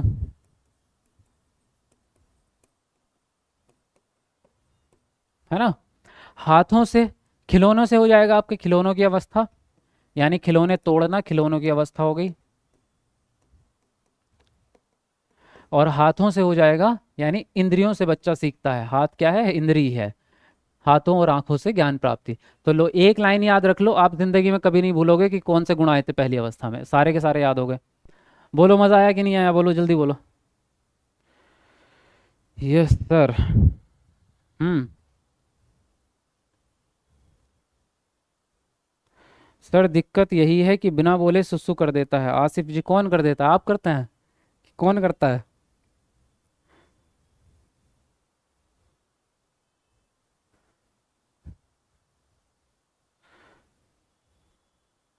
अच्छा लाइक तो करते रहो। कितने लाइक हो गए? 1500 होने वाले हैं, लेकिन अभी हुए नहीं है, थोड़े से बच रहे हैं। तो जरा 1500 लाइक बताओ कौन करेगा, कौन है वो लक्की पर्सन? कमेंट को नीचे करके एक बार लाइक बटन दबा दो जल्दी से। चलो फटाफट से एक बार कमेंट को नीचे करके लाइक बटन दबा दो। अब बढ़ते हैं आगे दूसरी स्टेज की तरफ। दूसरी स्टेज क्या है भाई? आपकी पूर्व संक्रियात्मक अवस्था, जिसको कह रहे हैं प्री ऑपरेशनल स्टेज। और ये चलती है आपकी 2 साल से लेके 7 साल तक। इस स्टेज में क्या क्या गुण आएंगे देखो। पहला गुण है सूचकता। अब सूचकता का क्या मतलब होता है? सूचकता का मतलब होता है किसी अमूर्त चीज को वास्तविक चीज से कनेक्शन बनाना। जैसे फॉर एग्जाम्पल मैंने कोई शब्द बोला परस्पारिक, तो बच्चे को तो समझ ही नहीं आएगा इसका मतलब क्या है। एक्चुअल में शब्द सारे ही अमूर्त होते हैं, मौखिक भाषा जितनी भी है वो अमूर्त ही होती है। तो जब छोटा बच्चा है तो उसके सामने आप कोई भी शब्द बोलेंगे तो उसको बात समझ में नहीं आएगी। तो आपको क्या करना होता है, शब्द बोलने के साथ साथ वो वस्तु दिखानी भी पड़ती है। जैसे मैं बच्चे से बोलूँ, अभी यहाँ बच्चा छोटा बच्चा है, जाओ बेटा कमरे से पेन लेके आओ। अब वो कमरे में जाएगा और वहाँ से गिलास उठा के लाएगा, है ना। ऐसा एक मूवी में भी एक कॉमेडी है। तो फिर मैं उससे बोलूँगा इसको थोड़ी पेन कहते हैं, तो वो वापस जाएगा, फिर जो है वो कोई डब्बा उठा के लाएगा। अब उसको पता ही नहीं ना पेन दिखता कैसा है, उसके लिए वो अमूर्त चीज़ है। तो अब आप क्या करेंगे, 2-3 बार कभी ऐसा करना पड़ेगा, लो बेटा पेन जो है वहाँ रख दो, तो बच्चा पकड़ेगा, अच्छा इसको पेन कहते हैं, ठीक है रख के आएगा। अगले दिन फिर बेटा वो पेन रखा है ना ये काला, ये उठा के दो मुझे, हाँ हाँ ये, तो वो उठाएगा, अच्छा ही इसको पेन कहते हैं। तो बच्चे को याद हो रहा है। बच्चे को जब आप शब्द बोलते हैं तो उस शब्द के साथ साथ वो वास्तविक चीज़ें दिखाते भी हैं। यही हमारी प्राइमरी क्लासेस में पढ़ाने का भी तरीका होता है। जब हम बच्चे को कॉन्सेप्ट सिखाते हैं तो चित्रों का बहुत प्रयोग करते हैं। तो इसी कनेक्शन को सूचकता कहते हैं, जब बच्चा अमूर्त चीज़ को मूर्त चीज़ से कनेक्शन बनाता है। फिर आता है आपका केंद्रीयता। केंद्रीयता और आत्म केंद्रीयता एक ही बात होती है। केंद्रीयता का मतलब होता है कि बच्चा जो है अपने ही दृष्टिकोण तक सीमित रहता है, उसको दूसरे का थॉट समझ नहीं आते। उसको जो सही लगता है, जो उसको महसूस होता है उसको ही सही मानता है। उसको लगता है कि मेरा गुड्डा खाना खाता है तो खाता है, तुम चाहे कोई भी हो, तुम जो बोलो। वो बोलेगा कि ये चांद जो है ये रोज मेरी छत पे आता है, आप कहेंगे वो तो सबकी छत पे आता है, अरे नहीं सबके नहीं आता, सिर्फ वो मेरे लिए है। चांद तो बनाया ही ऊपर वाले ने मेरे लिए है, चांद हमारे मेरे लिए ही निकलता है। तुम्हें नहीं पता जब मैं सो के उठता हूँ तो चांद भी चला जाता है सोने, है ना। तो बच्चा क्या है कि उसको ऐसा लगता है पूरी दुनिया सिर्फ और सिर्फ मेरे लिए है, मेरे ही चारों तरफ घूम रही है। वो भागता है तो पेड़ भी भागते हुए नजर आते हैं, वो भागेगा तो सूरज भी भाग रहा है उसके साथ साथ, तो उसको लगता है ये सब कुछ क्या है मेरे हिसाब से चल रहा है। इसी थॉट को केंद्रीयता कहते हैं। वो दूसरों के दृष्टिकोण को समझना ही नहीं चाहता, उसको सिर्फ अपने दृष्टिकोण समझ में आता है। फिर आता है जीववाद। जीववाद का मतलब होता है जिंदा महसूस करना, यानी निर्जीव चीजों को भी जीवित समझ लेता है। कौन? छोटा बच्चा जो रहेगा 2 साल से लेकर 7 साल का, तो वो बहुत सारी चीजों की गति के कारण, ऐसे बिना गति के नहीं, जैसे पंखा होता है, पंखा घूमता है उसमें गति है, तो बच्चा बोलता है कि ये भी जीवित है। हवाई जहाज उड़ता है तो बच्चा कहता है उड़ रहा है ना, देखो इसके अंदर जिंदगी है तभी तो उड़ रहा है, इसके अंदर जान है, तो ये जीवित है। कार सड़क पे चल रही है तो बच्चा बोलेगा देखो ये भी भाग रही है ना, ये भी जीवित है। तो निर्जीव चीजों को जीवित समझना यही जीववाद कहलाता है। कौन सी स्टेज में आएगा? 2 से 7 साल की स्टेज में। विचारों में अनुत्कर्मण्यता। अनुत्कर्मण्यता का मतलब होता है ऊटपटांग विचार आना, यानी कुछ क्रिएटिव दिमाग में विचार भी आते हैं, कुछ अजीब अजीब विचार भी आते हैं। छोटे बच्चे आपसे सवाल जवाब करते हैं अजीब अजीब से, आपने देखा होगा। फिर आता है प्रतीकात्मक खेल। प्रतीकात्मक खेल का मतलब होता है कि बच्चे जो है सिंबल्स का इस्तेमाल करके गेम खेलते हैं। कोई भी जो है बच्चे क्या करेंगे, जब कोई गेम खेल रहे होंगे तो जैसे अभी वो क्लास क्लास खेलते हैं छोटे बच्चे कि चलो मैं टीचर बनूंगा, तुम पढ़ोगे मेरे सामने, तो वो कभी क्या करता है, सामने घर के स्टूल डब्बे तकिया रख लेगा और तकिए से ही बोलेगा हाँ भाई राहुल चलो उठ सवाल का जवाब बता। तो वो किसी को भी सिंबल बना लेता है। जैसे इस चित्र में आप देखेंगे ये तकिया ही था, ये घोड़े जैसा आकार बना के वो खेल रही है। यहाँ इसने ये एक कार्टून रख रखा है, ये इसका दोस्त होगा पक्का, है ना। इधर एक और कैप रख रखा है इसने, यहाँ ये भी इसकी कोई सहेली होगी। तो ये क्या करते हैं, सिंबल्स प्रतीकों का इस्तेमाल करके खेलने लगते हैं। अब इसको याद कैसे रखेंगे, ये रही इसकी ट्रिक, सिंपल सी। क्या ट्रिक है? प्रतीक ने आत्मा को सूचना दी कि वह उसके जीवन का केंद्र है, यानी प्रतीक जो है वो आत्मा से प्यार करता है। प्रतीक आत्मा से प्यार करता है, तो ऐसे ही बोलते हैं ना, तुम तो मेरा जीवन हो, तुम तो मेरी जान हो, है ना, तुम्हारे बिना तो मैं मर जाऊंगा। तो ऐसे ही बोलते हैं। देखो, प्रतीक ने आत्मा को सूचना दी कि वह उसके जीवन का केंद्र है। अब ये लाइन आपको याद रखनी है। तो प्रतीक से क्या हो जाएगा, प्रतीकात्मक खेल। आत्मा से क्या हो जाएगा, आत्म केंद्रीयता।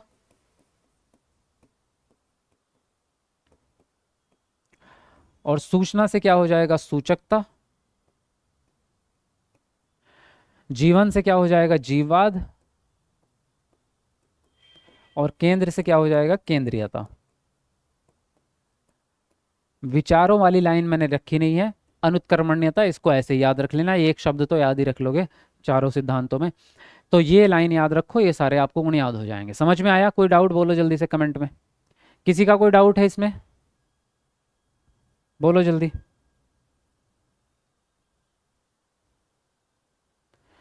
यूट्यूब पर पहले वाला मैराथन क्लास करो। पहले वाला कौन सा बताओ, पहले वाला कौन सा? ट्रिक ज़बरदस्त है। हाँ तो ट्रिक में भाई मैंने खुद ही बनाई है, दिमाग लगता है, सोच बैठ के सोचना पड़ता है कि कैसे बनाए, टाइम देते हैं हम तभी तो ज़बरदस्त बनती है।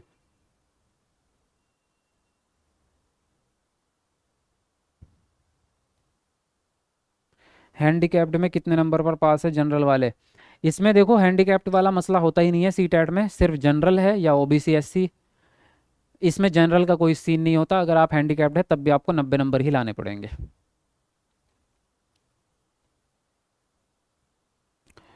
चलो वीडियो को लाइक भी करते रहो सब लोग।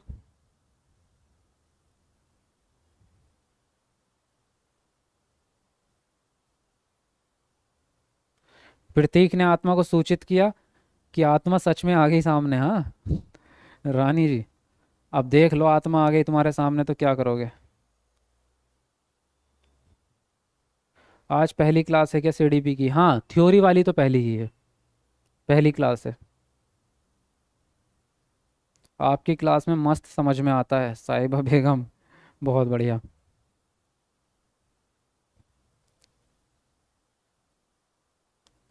सर किसकी यादों में इंस्टाग्राम पे स्टोरी लगाए हैं? भाई मैंने किसी की यादों में नहीं लगाई, बस मुझे अच्छी लगी तो लगा दी। और थोड़ा सलमान खान से मेरा कनेक्शन है तो इसलिए मैं सलमान खान वाली स्टोरीज लगा देता हूँ, मुझे अच्छी फीलिंग आती है। चलिए अगला प्रश्न है, सॉरी प्रश्न कह रहा हूँ, अगला स्टेज है मूर्त संक्रियात्मक अवस्था यानी कंक्रीट ऑपरेशनल स्टेज, जो है 7 साल से लेकर 11 साल तक की उम्र तक के बच्चों के लिए।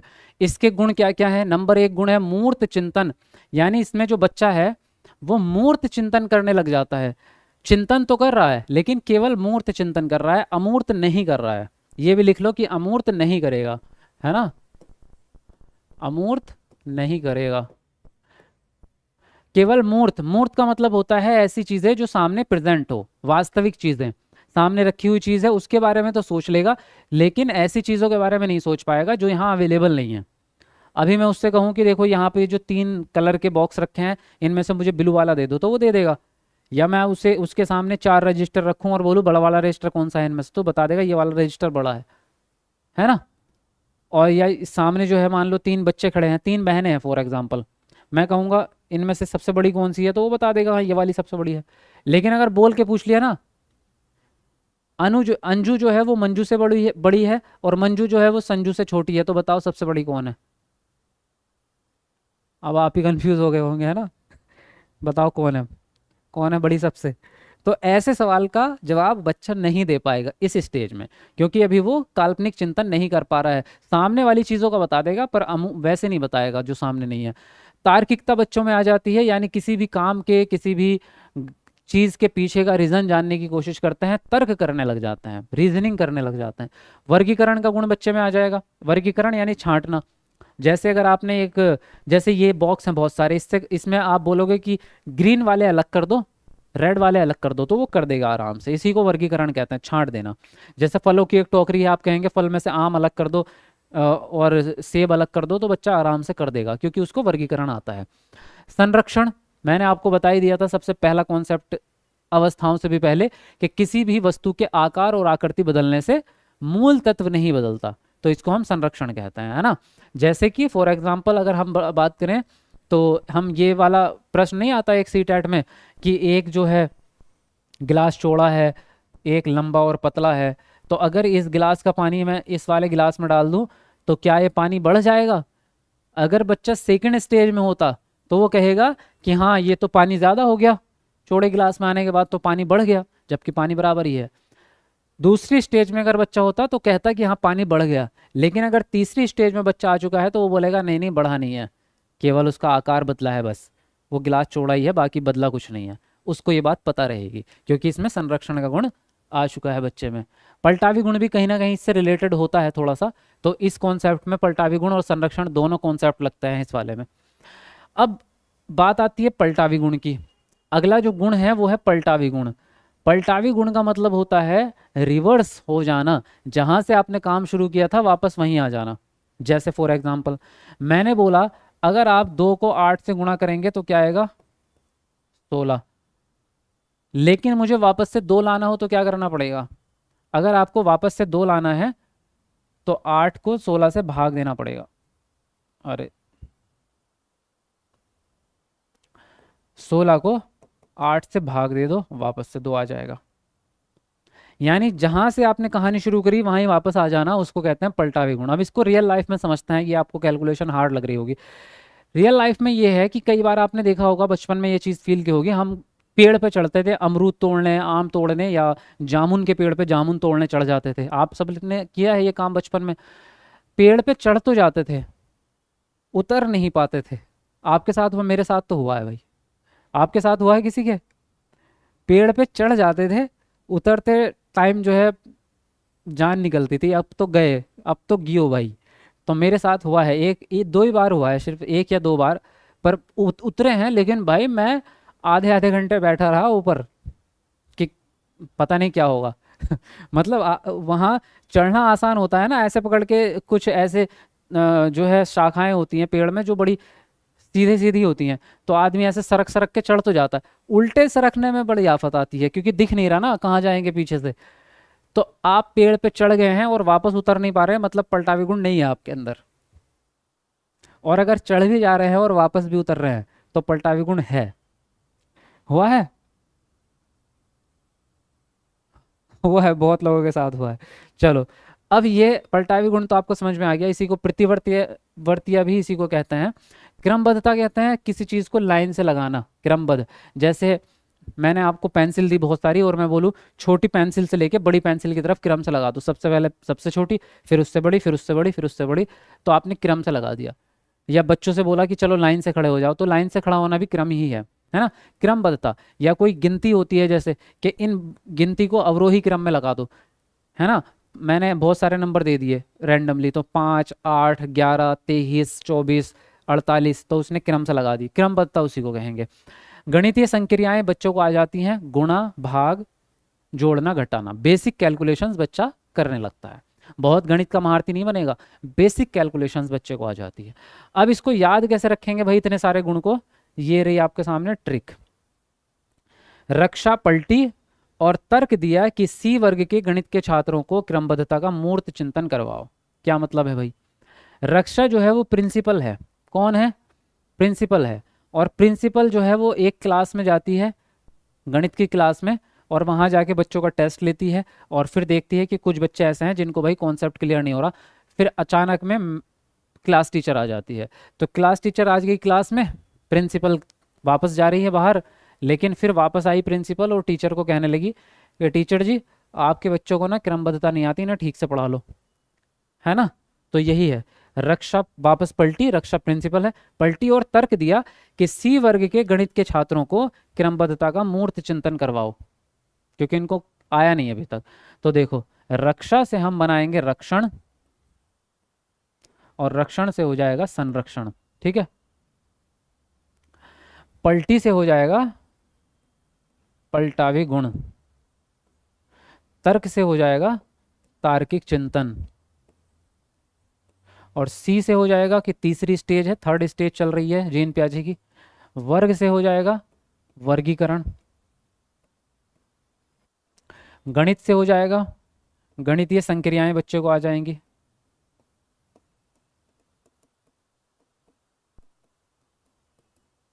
है ना।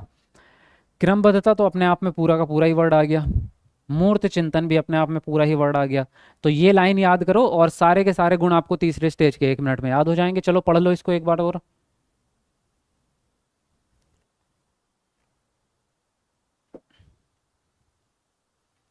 चलो चलो बताओ जल्दी जल्दी। ये बात समझ में आ गई, यहाँ तक की चीज़ें स्टेज समझ में आ गई आपको? अब मुझे लगता है कि सीटेट पास हो जाएगा सर, वाह।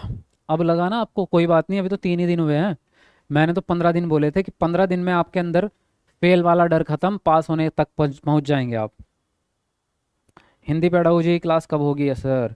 कल को हिंदी ही करा दूंगा, क्यों टेंशन ले रहे हो? एक दिन हिंदी एक दिन सीडीपी, इस तरह से करा देंगे।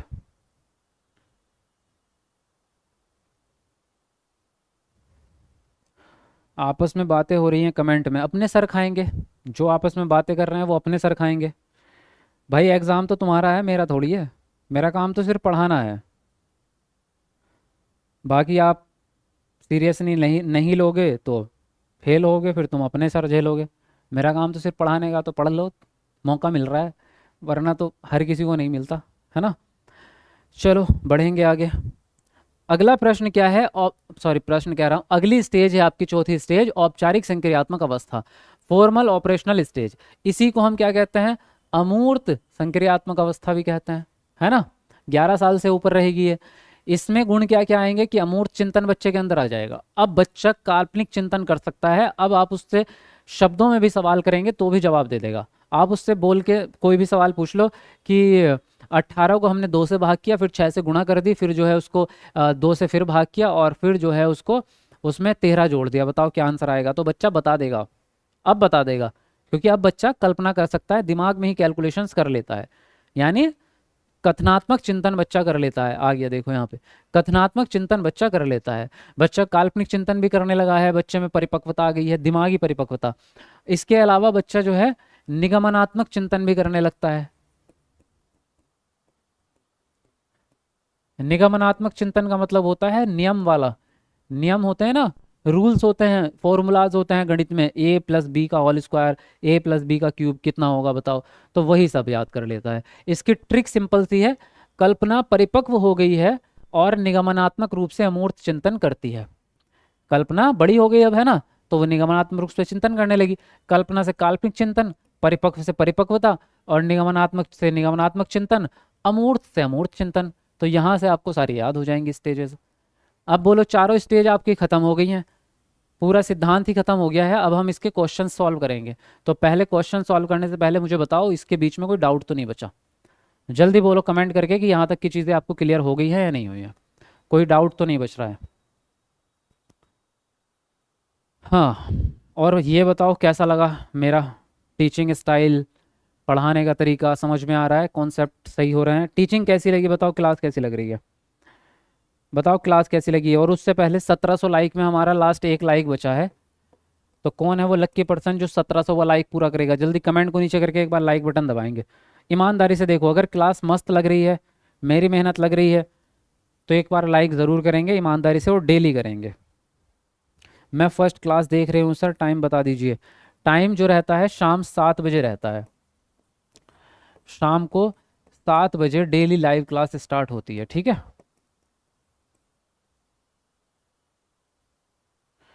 और बताओ।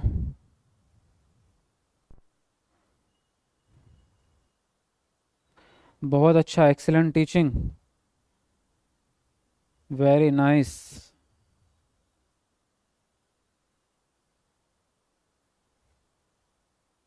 मुझे ऐड होना है, कैसे करूं बताओ सर? ऐड होना मतलब बैच में ऐड होना है ना, तो वो नंबर मैंने आपको क्लास के स्टार्टिंग में बताए हुए हैं, क्लास को शुरू से देखना आप। तो वहाँ पे आपको नंबर मिल जाएंगे एकेडमी के, वहाँ आपको गारंटी बैच के कांटेक्ट आप कर लेना, फ़ोन लगा लेना एकेडमी में, सारी चीज़ें बता देंगे। बहुत अच्छे सर, हमें इंटरेस्ट नहीं था पर अब इंटरेस्ट आ गया है। अच्छा, पढ़ाई में? चलो बहुत बढ़िया बात है। अब हम आगे बढ़ेंगे और पहले इसके कुछ क्वेश्चन सॉल्व करेंगे, उसके बाद अगले सिद्धांत पे बढ़ेंगे। तो सबसे पहला यहाँ पर क्वेश्चन है आपका, जीन पियाजे के अनुसार संज्ञानात्मक विकास किस प्रक्रिया द्वारा सुगम होता है? अनुकूलन, पुनर्बलन, पूर्वाभ्यास या फिर कलन विधि? बताओ इनमें से कौन सा ऑप्शन सही जाएगा? लिखेंगे सब लोग अपना अपना आंसर।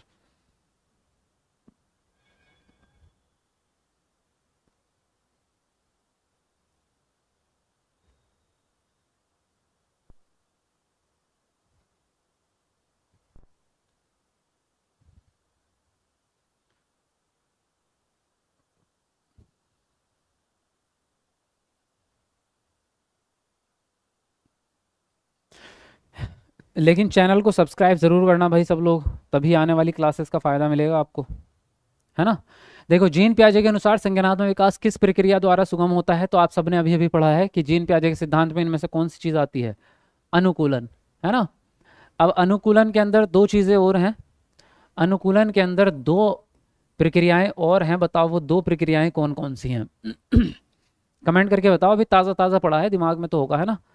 पुनर्बलन कहते हैं आप लालच या इनाम देने को, पूर्व अभ्यास किसी काम से पहले प्रैक्टिस करना, कलन विधि चरण दर चरण प्रॉब्लम सॉल्व करना, ये तीनों ही जीन पियाजे के सिद्धांत में नहीं आते।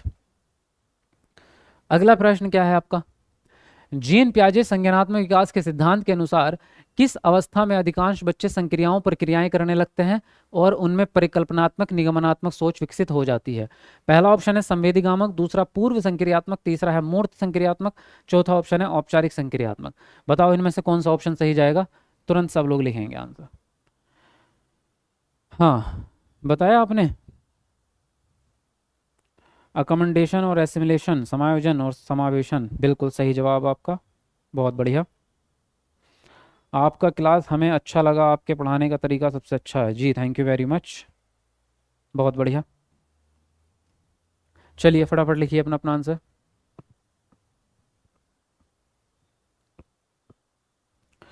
अब देखिए इसने बोला जीन पियाजे संज्ञानात्मक विकास के सिद्धांत के अनुसार किस अवस्था में अधिकांश बच्चे संक्रियाओं पर क्रियाएं करने लगते हैं।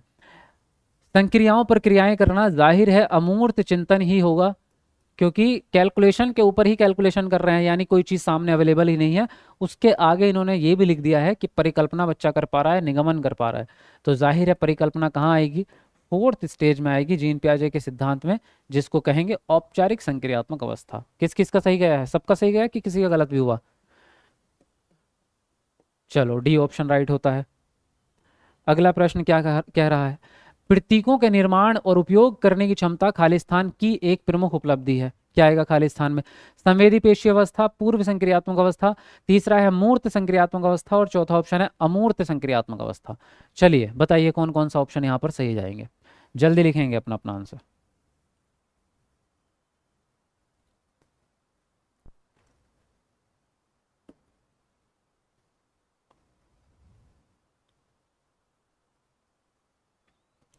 हाँ जी बताओ।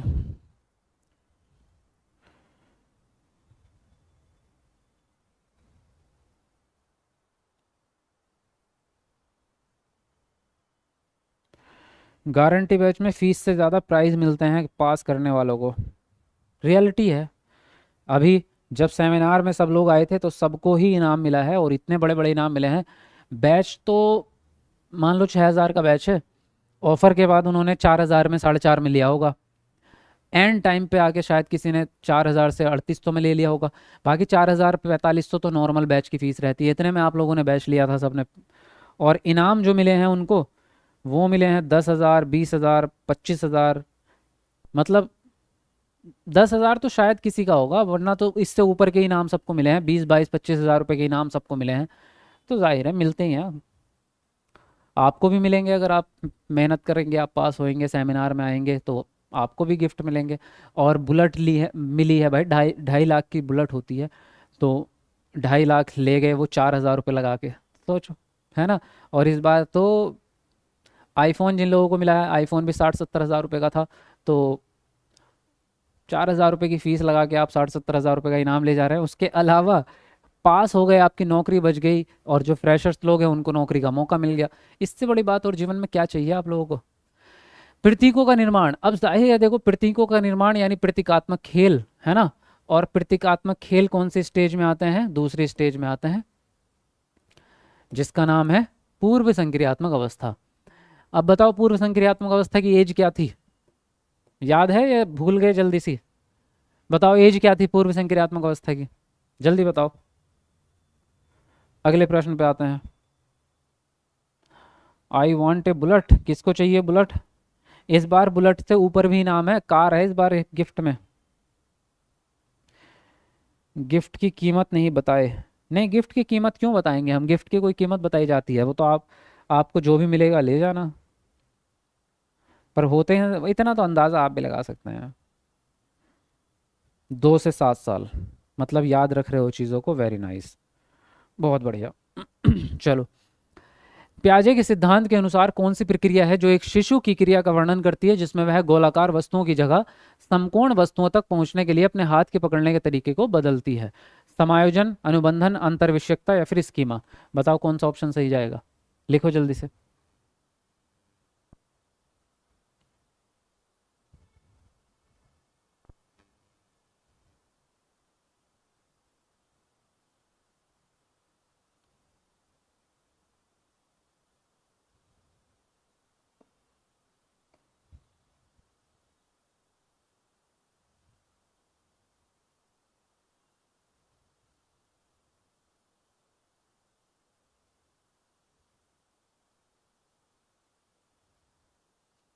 हाँ जी, तो इसने बोला, देखो यहाँ पर इसने बोला है कि वह कौन सी प्रक्रिया है जिसमें शिशु की क्रिया का वर्णन करता है जिसमें वह गोलाकार वस्तु की जगह समकोण वस्तु पकड़ने के लिए अपने हाथ के तरीके को बदलता है। असल बात यहाँ छुपी हुई है, वो पूरी कहानी नहीं पूछ रहा है।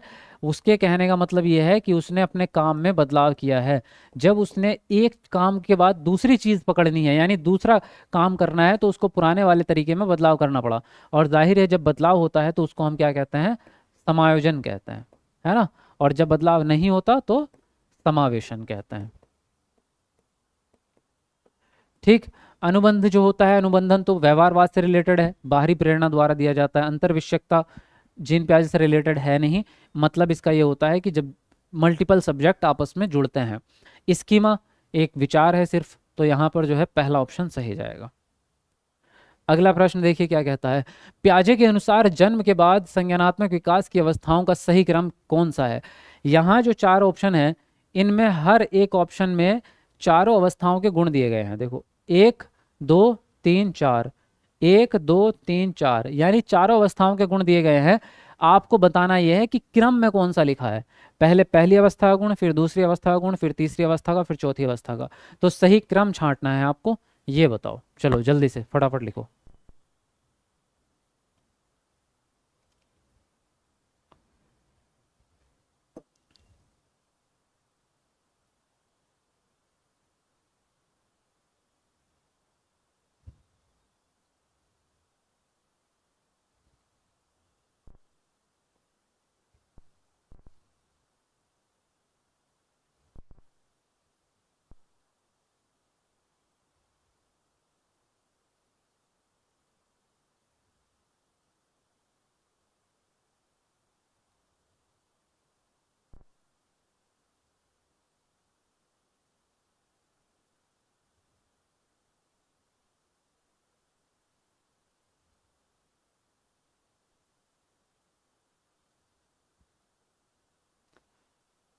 चलिए फटाफट से लिखो भाई अपना अपना आंसर।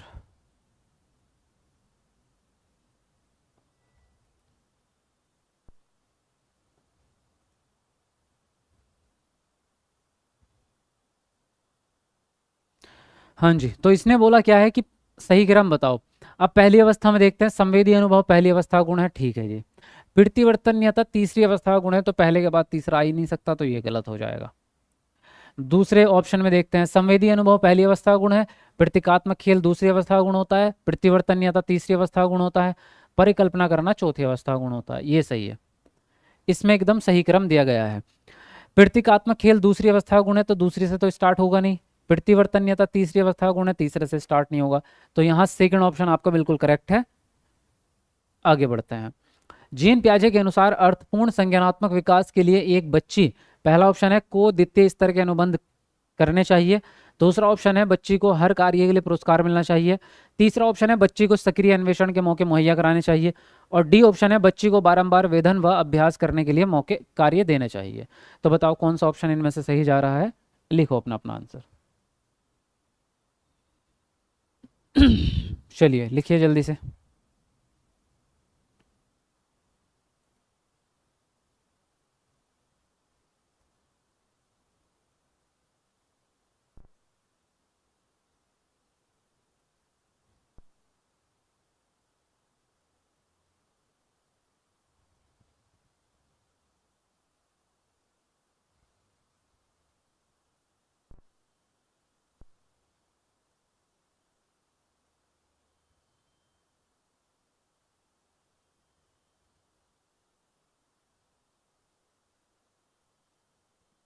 देखिए इसने बोला जीन पियाजे के अनुसार अर्थपूर्ण संज्ञानात्मक विकास के लिए क्या करना है, तो अनुबंधन तो व्यवहारवाद के अंदर आएगा, ये तो कभी सही हो नहीं सकता। कंडीशनिंग और अनुबंधन, है ना, ये निगेटिव टैग वर्ड होता है सीटैट में हमेशा ही, और निगेटिव होने का कारण भी यही है कि ये व्यवहारवाद के सिद्धांतों में आता है जिसमें बाह्य अभिप्रेरणा देनी पड़ती है, और सीटैट पूरा का पूरा आंतरिक अभिप्रेरणा पे आधारित है, यानी रचनावाद पे, व्यवहारवाद पे नहीं है।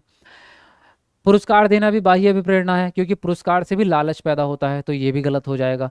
सक्रिय अन्वेषण के मौके दो, ये सही रहेगा, क्योंकि अन्वेषण का मतलब होता है खोज, और अभी अभी हमने पढ़ा है जीन पियाजे का सिद्धांत है खोज और निर्माण का सिद्धांत, यानी बच्चा एक्टिव होकर के काम करें, यही पियाजे चाहते हैं। बार बार अभ्यास करना, बार बार वेधन करना, वेधन का मतलब होता है रटना, और रटना क्या है, एक निगेटिव टैग वर्ड है, तो ये भी गलत हो जाएगा, सी ऑप्शन आपका सही जाएगा। आगे आते हैं। अगला प्रश्न है, जीन पियाजे के संज्ञानात्मक सिद्धांत के अनुसार बच्चे किस अवस्था में वस्तुओं को कहे गए क्रम में लगाने की योग्यता पा लेते हैं। पहला ऑप्शन है सांवेदिक पेशीय, दूसरा ऑप्शन है पूर्व संक्रियात्मक, तीसरा है मूर्त संक्रियात्मक, चौथा ऑप्शन है अमूर्त संक्रियात्मक। तो बताओ इनमें से कौन सा ऑप्शन आपको सही लगता है, जल्दी से अपना आंसर लिखेंगे आप।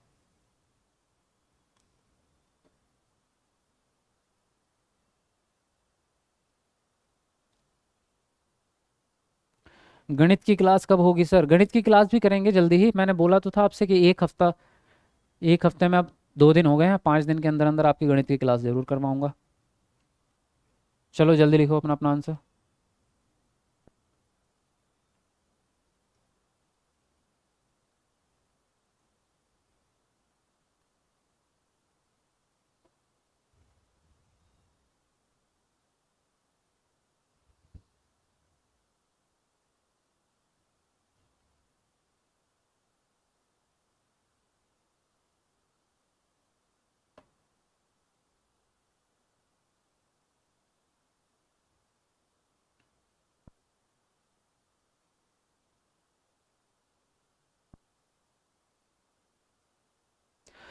देखिए इसने बोला जीन पियाजे के सिद्धांत के अनुसार बच्चे किस अवस्था में वस्तुओं को कहे गए क्रम में लगा देंगे, तो क्रम का मतलब होता है क्रमबद्धता, है ना, और क्रमबद्धता कौन सी अवस्था में आएगा, तीसरी अवस्था में, मूर्त संक्रियात्मक अवस्था में। तो यहाँ पर तीसरी स्टेज यानी थर्ड ऑप्शन आपका राइट हो जाएगा।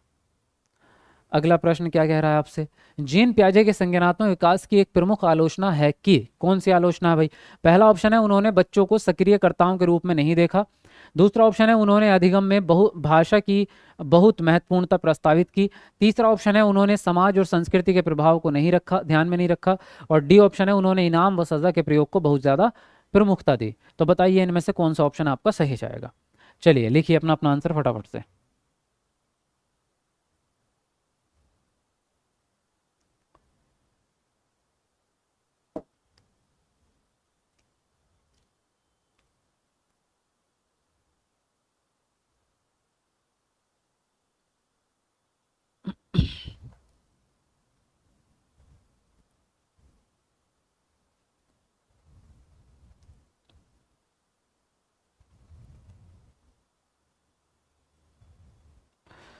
हाँ जी, तो इन्होंने बोला जीन पियाजे के संज्ञानात्मक विकास की आलोचना क्या है। आलोचना का मतलब होता है कमी, यानी इनके सिद्धांत में कोई कमी रह गई है, जिसका जो है किसी दूसरे मनोवैज्ञानिक ने क्या है इनके सिद्धांत में एक कमी निकाली है कि तुम्हारे सिद्धांत में ये कमी रह गई है। तो उन्होंने बच्चों को सक्रियकर्ताओं के रूप में नहीं देखा, ये कमी नहीं है, ये तो इनकी विशेषता है, ये तो कहते हैं कि सक्रिय होने चाहिए। उन्होंने अधिगम में भाषा की बहुत महत्वपूर्णता प्रस्तावित की है, इन्होंने भाषा का जिक्र ही नहीं किया है ना। कमी तो वो होती है ना जो उस आदमी ने जो काम किया हो, जब इन्होंने किया ही नहीं तो ये भी नहीं हो सकती। उन्होंने समाज और संस्कृति के प्रभाव को ध्यान में नहीं रखा, ये कमी इनके सिद्धांत में रही है, क्योंकि इन्होंने बोला है कि पूरी दुनिया के किसी भी संस्कृति का बच्चा हो, वो बच्चा मेरे ही चरण के हिसाब से चलेगा, यानी उसमें पहला चरण उसका जन्म से लेकर 2 साल रहेगा, दूसरा चरण जो है उसका 2 साल से 7 साल रहेगा। तो यहाँ पर कई बार क्या होता है, समाज और संस्कृति के कारण ये चरण आगे पीछे मतलब एज में थोड़ा बहुत आगे पीछे हो जाता है। जैसे इन्होंने 7 साल की उम्र में बोल दिया कि बच्चे को जो है गणितीय संक्रियाएं आ जाएंगी, क्योंकि बच्चा तीसरी स्टेज में आ जाएगा। ज़रूरी नहीं है ऐसा हो, क्योंकि हर जगह हो सकता है बच्चे का संज्ञानात्मक विकास उतना ना हो रहा हो, या उसको उतनी शिक्षा ना मिली हो, या उसको उतना खान पान या उतनी सुविधाएं ही ना मिल पा रही हो, तो संस्कृति का फर्क भी पड़ सकता है। ये बात ये भूल गए, इन्होंने संस्कृति को इग्नोर कर दिया, यही इनके सिद्धांत की आलोचना है। इनाम और सजा की इन्होंने कोई बात ही नहीं करी अपने सिद्धांत में, तो तीसरा ऑप्शन राइट जाएगा। अगला प्रश्न है आपका, पियाजे के अनुसार इनमें से कौन सा कारक संज्ञानात्मक विकास में महत्वपूर्ण भूमिका नहीं निभाता है? गतिविधि, अन्वेषण, भाषा या फिर जैविक परिपक्वता। दो बताओ कौन सा ऑप्शन इनमें से सही जाएगा। लिखिए अपना अपना आंसर। और हमारे 2000 लाइक में लास्ट लाइक बचा है भाई, बताओ कौन करेगा 2000 वाला लाइक। फटाफट से एक बार कमेंट को नीचे करके लाइक बटन दबा दो जिसने भी नहीं किया, अच्छे बच्चों की तरह जल्दी बताओ।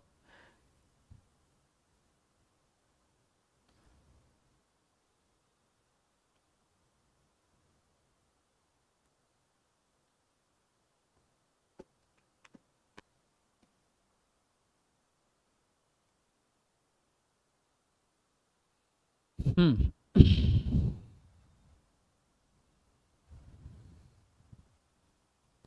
बहुत अच्छे। देखो पियाजे के अनुसार कौन सा कारक है जो संज्ञानात्मक विकास में भूमिका नहीं निभाता है?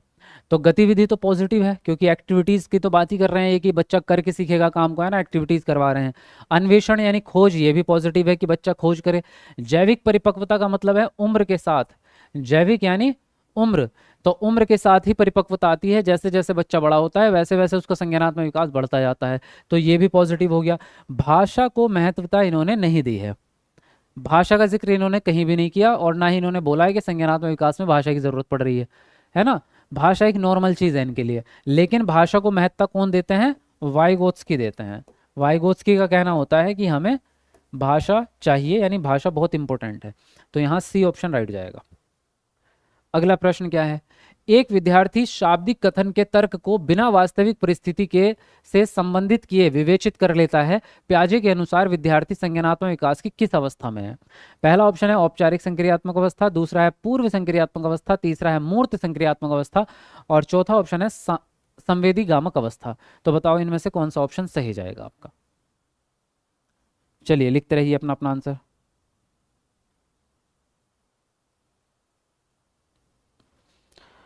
जी सर, आपकी मेहनत, समर्पण और बेहतरीन पढ़ाने का तरीका सच में प्रेरणादायक है। Thank you so much. नाम तो आपने लिखा नहीं है, लेकिन थैंक यू वेरी मच।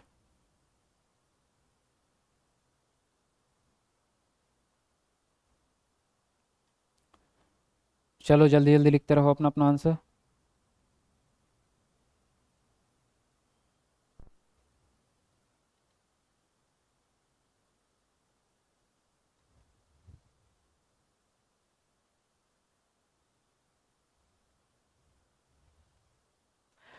देखिए, तो इन्होंने बोला एक विद्यार्थी शाब्दिक कथन के तर्क को बिना वास्तविक परिस्थिति से संबंधित किए विवेचित कर लेता है, यानी वास्तविक परिस्थिति की उसको जरूरत ही नहीं पड़ रही है। तो जब वास्तविक परिस्थिति नहीं है मतलब काल्पनिक परिस्थिति है, तो बच्चा कल्पना करना सीख चुका है, यानी कि काल्पनिक चिंतन आ चुका है, तो फोर्थ स्टेज में बच्चा पहुंच चुका है। ए ऑप्शन आपका राइट होगा, औपचारिक संक्रियात्मक अवस्था। ठीक है, इसको अमूर्त संक्रियात्मक अवस्था भी कह सकते हैं, फोर्थ स्टेज है, जीन पे आ जाएगी। आगे आते हैं, और ये आगे आपका नेक्स्ट सिद्धांत स्टार्ट होगा, वाइगोत्स्की का सामाजिक सांस्कृतिक विकास का सिद्धांत। ठीक है, जीन प्याजे आपका खत्म हो चुका है, क्वेश्चंस भी कर लिए, बाकी अभी हम प्रीवियस ईयर क्वेश्चन पेपर की मैराथन करेंगे, तब आपकी सारी चीज़ें प्रैक्टिस में आएंगी, है ना, क्वेश्चंस और ज़्यादा पढ़ने को मिलेंगे। अभी नेक्स्ट सिद्धांत पढ़ते हैं जिसको कहते हैं वाइगोत्स्की का सिद्धांत। ये 5 नंबर का सिद्धांत है, आपके सीटेट में 5 नंबर इसी सिद्धांत से आते हैं आपके, वाइगोत्स्की से 5 नंबर 100% आएंगे। तो इनके सिद्धांत का नाम है सामाजिक सांस्कृतिक विकास का सिद्धांत, है ना, सोशियल कल्चरल डेवलपमेंटल थ्योरी। तो दो चीजें इनके लिए बहुत इंपॉर्टेंट रखती है, सोशल कल्चरल। अब देखो बेसिक मैं आपको फंडा बता देता हूं इनके सिद्धांत का। सबसे मेन इंपॉर्टेंट बात क्या है, फर्स्ट एंड लास्ट लाइन ये है कि बच्चे का कोई भी विकास हो या कोई भी अधिगम हो, किसी भी प्रकार का विकास, चाहे वो संज्ञानात्मक विकास हो, चाहे वो शारीरिक विकास हो, चाहे वो संवेगात्मक विकास हो या भाषा विकास हो, सारे विकास समाज में ही हो सकते हैं, समाज के बिना नहीं हो सकते। यानी सारे विकास को करने के लिए समाज ही सर्वोपरि है, ये बात कहते हैं वाइगोत्स्की, है ना। क्या कह रहे हैं? सभी प्रकार के विकास में, सभी प्रकार के विकास में और सभी प्रकार के अधिगम में, यानी आप जो कुछ भी सीखते हैं, चाहे आप हल चलाना सीख रहे हो या कंप्यूटर चलाना सीख रहे हो, चाहे आप इंग्लिश स्पीकिंग सीख रहे हो या आप जो है खेती करना सीख रहे हो, जो भी आप सीख रहे हैं हर कुछ समाज में ही बेहतर हो सकता है, समाज के बिना नहीं हो सकता। ऐसा कौन कहते हैं? वाइगोत्स्की। क्योंकि संस्कृति समाज का ही एक हिस्सा है, कल्चर आपका, कैसे रीति रिवाज होते हैं, क्या त्योहार आप मनाते हैं, क्या भाषा इस्तेमाल करते हैं, क्या क्या आपके सामाजिक नियम हैं, वो सब कुछ समाज का हिस्सा होता है, तो वो भी इंक्लूड है इसमें, है ना। तो ये सारी चीज़ें इसमें इंक्लूड है। तो ये इनके सिद्धांत का पर्पज़ है। नंबर 2 पर्पज़ क्या है इनके सिद्धांत का? सहयोग, यानी मिलजुल कर काम करना। इनके सिद्धांत का ये सबसे बड़ा पर्पज़ है कि आप मिलजुल कर काम करें, सहयोग में करें। बच्चों को समूह में सिखाओगे, सामूहिक गतिविधि में, तो बच्चे जल्दी सीखेंगे, ऐसी बात कहते हैं। अब इनकी थ्योरी पढ़ना है, क्या है डिटेल में। देखो, ये रूस के रहने वाले मनोवैज्ञानिक हैं, ये बात बहुत इंपॉर्टेंट नहीं है क्योंकि कभी ऐसा पूछा नहीं आज तक सीटेट ने। इनकी सबसे इंपॉर्टेंट बात जो है वो ये है कि इस सिद्धांत में इन्होंने बताया है कि बालक के हर प्रकार के विकास में समाज का विशेष योगदान होता है। जो बात मैं आपको समझा रहा था अभी, वही कह रहे हैं कि बच्चे के विकास में, कि सभी प्रकार के विकास में समाज का सबसे बड़ा योगदान रहेगा, है ना। उसके अलावा क्या कह रहे हैं ये, इन्होंने बोला कि समाज से अंतःक्रिया के फलस्वरूप ही विभिन्न प्रकार का विकास होता है। समाज में उसे जिस प्रकार की सुविधाएं उपलब्ध होंगी, उसका विकास भी उसी प्रकार का होगा। यदि सभी प्रकार की सुविधाएं उपलब्ध नहीं होंगी तो उसके विकास पर प्रतिकूल प्रभाव पड़ेगा, यानी उल्टा, यानी निगेटिव प्रभाव पड़ेगा।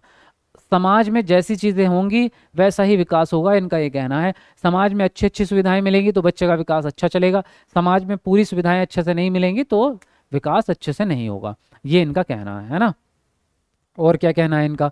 जन्म के समय शिशु का व्यवहार सामाजिकता से काफ़ी दूर होता है, वह अत्यधिक स्वार्थी होता है, उसमें उसे केवल अपनी शारीरिक आवश्यकताओं की पूर्ति की ललक होती है तथा दूसरों के हित चिंतन के कुछ भी परवाह बच्चा नहीं करता।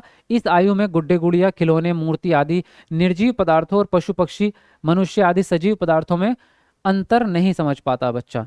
यानी जो शिशु है, जन्म से लेकर 2 साल तक का बच्चा है, जन्म से 2 साल तक का बच्चा जो है, इससे सामाजिकता की उम्मीद नहीं लगाई जा सकती। इनका कहना यह है कि जन्म शिशु में सामाजिकता होती ही नहीं है, असामाजिकता भी नहीं होती। उसको एक्चुअली पता ही नहीं है कि सामाजिकता असामाजिकता है क्या। उसको तो ये भी नहीं पता कि निर्जीव चीज़ क्या है और सजीव चीज़ क्या है। तो इसलिए उससे कोई उम्मीद हम नहीं लगाएंगे कि वो सामाजिक व्यवहार करे, है ना। लेकिन सीखना स्टार्ट वो कर देता है, थोड़ी थोड़ी सोशल स्माइल और अपने पेरेंट्स को पहचानना, मम्मी को देख के स्माइल करता है, तो ये चीज़ें सीखना स्टार्ट करेगा, पर उससे बहुत ज़्यादा उम्मीदें नहीं लगा सकते। एक्चुअल जो सामाजिक विकास है वो बाल्यावस्था से स्टार्ट होगा।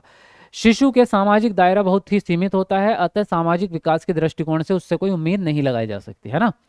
बाल्यावस्था में आते हैं। बाल्यावस्था में प्रवेश करने के साथ साथ अधिकांश बच्चे स्कूल जाना स्टार्ट कर देते हैं और अब उनका सामाजिक दायरा भी बढ़ जाता है क्योंकि उसके दोस्त वगैरह बनने स्टार्ट हो जाते हैं, है ना। बाल्यावस्था के बाद किशोर अवस्था में, अच्छा इससे पहले ये वाली लाइन, समूह के प्रति उनकी भावना केवल टोली या गिरोह, एक लाइन छूट गई है इसमें, मैं यहाँ बता देता हूँ आपको, यही बता देता हूँ। बाल्यावस्था की हम बात कर रहे थे कि बाल्यावस्था में बच्चा स्कूल जाना स्टार्ट कर देता है, तो वो एक काम और करता है और वो ये होता है कि वो टोली बनाकर रहने लगता है, यानी समूह में रहने लगता है बच्चा, और इसी वजह से इसको हम क्या कहते हैं, गिरोह अवस्था भी कहने लगते हैं। बाल्यावस्था को गिरोह अवस्था भी कहा जाता है क्योंकि बच्चा गिरोह बना के रहने लगता है ग्रुप में। वो अपने आसपास के जितने भी, पड़ोस में जितने भी बच्चे होते हैं उन सबको दोस्त बना लेगा और फिर मिल करके जो करना है उनको मिल के करते हैं। चाहे वो किसी के खेत से गन्ना तोड़ के लाना हो, या किसी के बगीचे से अमरूद तोड़ के लाने हो, या कंचे खेलने हो, या गुल्ली डंडा खेलने हो, तो मिल के सारे पड़ोस के जितने बच्चे हम उम्र होते हैं वो सब ग्रुप में आ जाते हैं और मिल के खेलते हैं। तो इसलिए इस एज को, बाल्यावस्था को हम क्या कहते हैं, गिरोह अवस्था। और ये कौन सी स्टेज होती है गिरोह अवस्था? ये होती है 6 साल से लेके 12 साल तक की। फिर उसके बाद अब बाल्यावस्था के बाद किशोर अवस्था में आता है बच्चा। किशोर अवस्था में लिंग संबंधी चेतना तीव्र हो जाती है। इस आयु में अधिकतर किशोर और किशोरियां अपने वयस्क समूह के सक्रिय सदस्य होते हैं। ये मोस्ट इंपॉर्टेंट है ये लाइन, क्योंकि ये भी पहले सवाल पूछा जा चुका है कि बच्चे अपने समूह के सक्रिय सदस्य कब होते हैं। तो बहुत सारे जो स्टूडेंट हैं वो बाल्यावस्था लगा के आ जाते हैं, जबकि किशोर अवस्था सही आंसर है। किशोर अवस्था में बच्चा सबसे ज़्यादा सक्रिय होता है। आपने देखा भी होगा शादी ब्याह में जब आप जाते हैं तो सबसे ज़्यादा चटक कलर के जो कपड़े पहनते हैं, रंगीन कलर के, वो 15-16 साल के कन्या और ये बालक, कन्या और बालक को क्या कहेंगे, लड़के, जो भी, पता नहीं उसका ये पहनते हैं, आपने देखा होगा। और ये बहुत ज़्यादा अपने आप को प्रेजेंट करने की कोशिश करते हैं। देखा होगा आपने कि कहीं ग्रुप में बैठे हैं अगर आंटी लोग, तो ये तुरंत जो है प्लेट में कुछ लेके जाएंगे, आंटी जी रसगुल्ले खा लो, वो कहेंगे नहीं खाना, कोई बात नहीं, वापस से आएंगे, लो आंटी जी जूस पी लो, और जूस पीने के साथ साथ ऐसे घूमते भी है, मेरा लहंगा तो देख लो, है ना। तो ये एक्टिविटीज करते हैं कि इनको प्रेजेंट करना है, ये बहुत एक्टिव होते हैं इस उम्र में, क्योंकि एनर्जेटिक भी हो जाते हैं और थोड़ी एनर्जी बढ़ने लगती है उम्र के साथ, तो बहुत ज़्यादा एक्टिवनेस दिखेगी आपको इनमें, और इस वजह से इनकी बेइज्जती भी बहुत होती है, समझदारी नहीं होती ना, तो कहीं पे कुछ उल्टा बोल देगा कोई, अब जब आप हरकतें ऐसी ऐसी करेंगे, है ना, किसी से बात करने की कोशिश करेंगे, उधर से वो जवाब नहीं देगा, बेइज्जती हो जाएगी, तो ये निराश भी बहुत जल्दी होते हैं इस कारण से। समूह के प्रति उत्पन्न भावना अब टोली तक नहीं रह जाती, पहले जो बाल्यावस्था में गिरोह तक सीमित थी कि अपना दोस्तों की टोली तक, अब टोली तक ना रह के ये समाज तक पहुंच जाती है, विद्यालय, समुदाय, प्रांत, देश, अपने देश के बारे में बच्चा सोचने लगता है कि मुझे कुछ करना है, मुझे अपने परिवार को सहारा देना है, मुझे भी अपने पिताजी की तरह बड़ा नाम करना है, ऐसी थॉट्स इनके अंदर आने लगती है। किशोर अवस्था में संवेग भी गड़बड़ हो जाते हैं, संवेगात्मक संवेगों की तीव्र अभिव्यक्ति की अवस्था है, इस अवस्था में विशिष्ट रुचियों तथा सामाजिक संपर्क का क्षेत्र भी अत्यधिक विस्तृत हो जाता है। एक दिक्कत और आती है कि बच्चा हार्मोनल भी चेंजेस होने लगते हैं शारीरिक रूप से, क्योंकि अब लड़की और लड़का दोनों ही जो है क्या है, उनके प्रजनन अंग बढ़ने लगते हैं और उनके अंदर हार्मोन्स डेवलप होते हैं, जिसकी वजह से उनका दिमाग पे असर होता है और वो बहुत ज़्यादा गुस्से में रहते हैं, चिड़चिड़े रहते हैं और बहुत जल्दी खुश हो जाते हैं, बहुत जल्दी दुखी हो जाते हैं। अभी बहुत ज़्यादा खिलखिला रहे थे, अभी 2 मिनट बाद जो है रोने लग जाएंगे, है ना, या टेंशन में आ जाएंगे।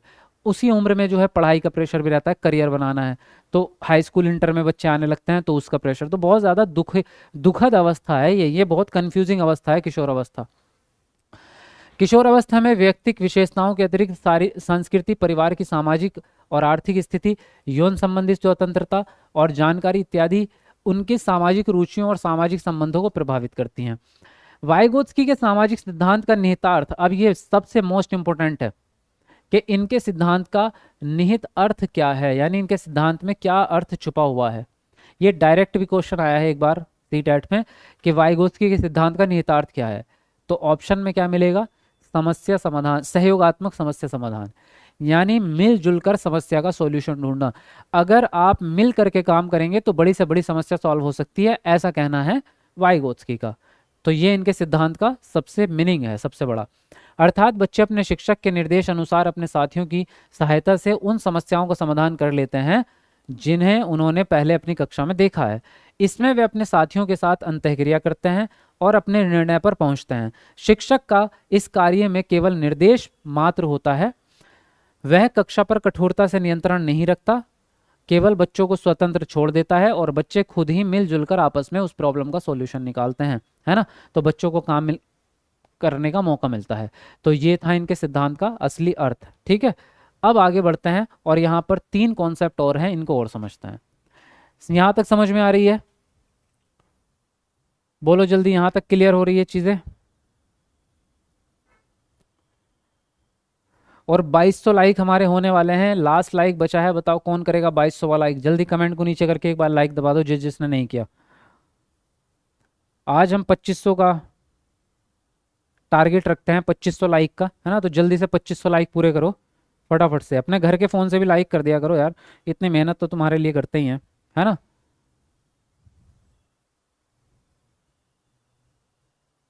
चलिए, अब देखो इसने बोला समीपस्थ विकास का क्षेत्र, समीपस्थ विकास के क्षेत्र का क्या मतलब है, जोन ऑफ प्रॉक्सिमल डेवलपमेंट। इसका मीनिंग है जो बच्चे का विकास अभी अवेलेबल हुआ, मतलब अभी है प्रेजेंट में, जितना बच्चा जानता है उससे अगला जो चरण है वही समीपस्थ विकास का क्षेत्र कहलाता है। फॉर एग्जाम्पल बच्चे को अभी जैसे 2 का पहाड़ा आता है तो 3 का पहाड़ा उसके लिए समीपस्थ विकास का क्षेत्र है, यानी जितना अभी लेवल आपका है उससे अगला चरण ही आपके लिए समीपस्थ विकास है ना। जो अभी आपको आता है, जो आता है वो बच्चे का पूर्व ज्ञान होता है ना, पूर्व ज्ञान से अगला चरण, यही आपका क्या है, समीपस्थ विकास का क्षेत्र है। फॉर एग्जाम्पल वो तो समीपस्थ विकास है। अच्छा देखो, जैसे ये ए बच्चे को आता है और बी बच्चे को सीखना है, तो बी जो है ये समीपस्थ विकास है। और इन दोनों के बीच की जो दूरी है, यानी इन दोनों के बीच की जो जर्नी है, यही समीपस्थ विकास का क्षेत्र है। जितना समय लगेगा उसको, चाहे 1 महीना लगे या 1 हफ्ता, तो ए मान लो ये उसको बच्चे को आता है, ए कॉन्सेप्ट आता है, बी कॉन्सेप्ट बच्चे को सिखाना है, तो बी जो हुआ वो समीपस्थ विकास हो गया, और बीच का जो टाइम में लगेगा, बीच की जो प्रक्रियाएं लगेंगी, उसको हम क्षेत्र कहेंगे। ठीक है, समझ में आई बात। अब अगले स्टेप तक पहुंचने के लिए, यानी ए से बी तक पहुंचने के लिए टीचर बच्चों की मदद करता है, बच्चों को थोड़ी बहुत हिंट देता है, हेल्प करता है। उस हेल्प करने को ही पाड़ या ढांचा कहते हैं, यानी कि सहायता देना। लेकिन जो आप सहायता देते हैं वो आंशिक रूप से देते हैं, यानी आधी देते हैं, पूरी सहायता नहीं देते। जब बच्चा कोई सवाल सॉल्व कर रहा है और बच्चा उस सवाल को सॉल्व करते समय अटक जाए, त्रुटि कर दे, गलती कर दे, तो आप ये नहीं कि उसको पूरा सवाल सॉल्व करके दे देंगे, लो बेटा मैं ही कर देता हूँ, तुमसे नहीं हो रहा। ऐसे पेरेंट्स बहुत करते हैं। टीचर होमवर्क देता है बच्चे को और मम्मी होमवर्क करके दे देती है, बच्चे को करने ही नहीं दे रहे। तो ये नहीं करना। बच्चे की अगर हेल्प करनी है तो थोड़ी सी उसकी हिंट देना कि यहाँ ना जोड़ दो इसको बेटा, ये दोनों ना जोड़ दो, उत्तर आएगा। तो जोड़ेगा बच्चा खुद, आप जोड़ के मत बताओ। तो ये है थोड़ी सी हेल्प करना, इसी को कहते हैं इंग्लिश में स्कैफोल्डिंग, हिंदी में पाड़ भी, ढांचा भी, आलंबन भी, ये तीनों नाम इसी के हैं।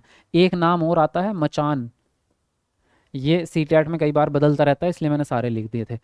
व्यक्तिगत वाक्य क्या है भाई? अगला कॉन्सेप्ट है प्राइवेट स्पीच। प्राइवेट स्पीच का मतलब होता है अकेले में खुद से बातें करना।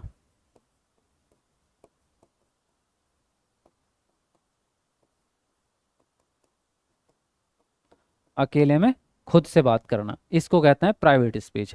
बच्चे जो हैं वो जब अकेले बैठे होते हैं तो अपने आप से बात, हम भी करते हैं, बड़े लोग भी करते हैं एक्चुअली से बहुत बार। अभी मैं जैसे यहाँ अकेले बैठा हूँ तो मैं खुद से ही, हाँ यार आज तो पीपीटी में ये था, पीपीटी में एक चीज़ रह गई थी, फिर मैं खुद से ही बात कर रहा हूँ कि चलो कुछ खा लेता हूँ यार, भूख लगने लगी है। तो मतलब अकेले में अगर बैठ के आप खुद बात कर रहे हैं, तो ये एक्चुअल में क्यों करते हैं आप, इसका रीज़न क्या है? रीज़न ये है कि जो हमारे दिमाग में विचार आते हैं, उन विचारों को हम कई बार बोलने के बाद ज़्यादा वो सेटिस्फेक्शन मिलता है कि हाँ अब ये विचार सही दिशा में जा रहे हैं। कई बार आप जब हिसाब जोड़ते हैं तो लिख करके, मान लो आप हिसाब जोड़ रहे हैं, तो बोलने की ज़रूरत तो नहीं है, आप लिख सकते हैं हाँ मेरे ने जो है 20 रुपये का धनिया लिया था, 200 रुपये का आज चिप्स कुरकुरे लाए थे, तो इतना हिसाब हो जाए। लेकिन कुछ लोग बोल बोल के करते हैं, 200 रुपये का ये हो गया, 500 का ये हो गया। क्यों बोल रहे हो? क्योंकि बोलने से आपके दिमाग के विचार जो है वो सही दिशा में काम करते हैं। बच्चा भी इसीलिए करता है, बच्चा भी अपने कन्फ्यूज़न को दूर करने के लिए, अपने थॉट्स को एक सही दिशा देने के लिए बात करता है खुद से। इस प्रक्रिया को हम कहते हैं स्वनियमन। क्या कहते हैं? स्वनियमन। अपने विचारों को सही दिशा देना या अपने थॉट्स को सही एक लाइन में लगाना, इसको स्वनियमन कहते हैं। ठीक है, तो ये प्राइवेट स्पीच क्या चीज़ है? अच्छी चीज़ है या बुरी चीज़ है? अच्छी चीज़ है, पॉजिटिव है। और इसको प्रोत्साहित करेंगे या हतोत्साहित करेंगे? तो इसको प्रोत्साहित करेंगे आप, यानी इसको बढ़ावा देंगे बच्चों से। बच्चों को अगर बात करने का मौका, मतलब बात करना चाहता है बच्चा अकेले में खुद से, तो उसको करने दो, टोको मत उसको बीच में। ठीक है, तो आई थिंक ये चीज़ आपको क्लियर हो गई है। बोलो कोई डाउट तो नहीं रहा है यहाँ तक? चलिए बताइए, पूरा सिद्धांत आपको समझ में आया? कोई डाउट तो नहीं रहा? बताओ, जल्दी बताओ फटाफट से।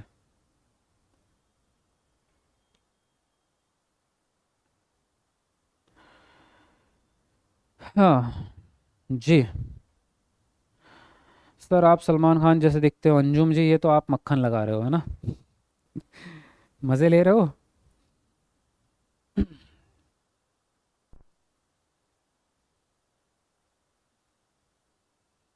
आपका एटीट्यूड सलमान खान से मैच करता है, अच्छा। चलो धन्यवाद, थैंक यू वेरी मच। वैसे ये बात मुझे पता है, मैं ही मज़े ले रहा था। चलो कोई बात नहीं, बोल लो। आगे बढ़ते हैं। अब है आपका, लेव वाइगोत्स्की ने प्रतिपादित किया कि बच्चों के सीखने को सुसाधित करने के लिए उन्हें नकारात्मक प्रतिपुष्टि देनी चाहिए, इनाम देना चाहिए, पाठ प्रदान करनी चाहिए, सकारात्मक पुनर्बलन देना चाहिए। कौन सा ऑप्शन सही लग रहा है? बताओ जल्दी जल्दी अपना अपना आंसर।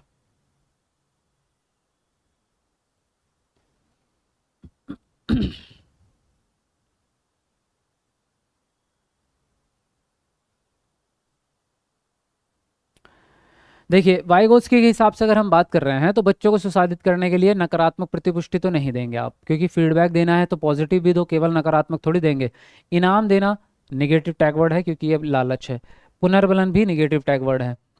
और कॉन्सेप्ट के अकॉर्डिंग भी हमारा सी ऑप्शन राइट जाएगा। वाइगोत्स की पाड़ को ही कहते हैं भाई, कोई भी चीज़ बच्चे को सिखानी है तो उसकी मदद करो पाड़ के हिसाब से, पूरी नहीं आंशिक रूप से मदद करो, तो सी ऑप्शन आपका सही हो जाएगा। अगला प्रश्न क्या कह रहा है, लेव वाइगोत्स्की ने प्रस्तावित किया कि सोच, पहला ऑप्शन है बच्चों और किसी अन्य व्यक्ति के बीच सहभागी गतिविधियों के दौरान सह निर्मित होती है। दूसरा ऑप्शन है सोच का बच्चों के संदर्भ में कोई सरोकार नहीं है। तीसरा ऑप्शन है तब घटित होती है जब उत्तेजना और प्रतिक्रियाओं का अनुबंधन होता है। और डी ऑप्शन है कि सोच का भाषा के विकास में कोई संबंध नहीं है। बताइए कौन सा ऑप्शन यहाँ पर सही जाएगा, सब लोग लिखेंगे आंसर।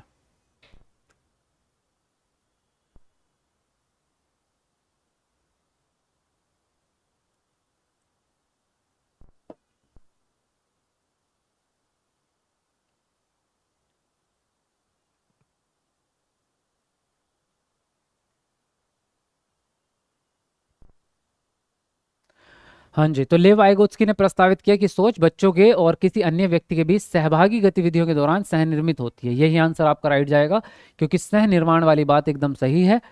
बच्चे क्या करते हैं, मिलजुल कर सीखते हैं, और यही वाइगोत्स्की कहते हैं कि मिलजुल के अगर कोई भी चीज़ सीखेंगे तो वो ज़्यादा प्रभावी होगी, है ना।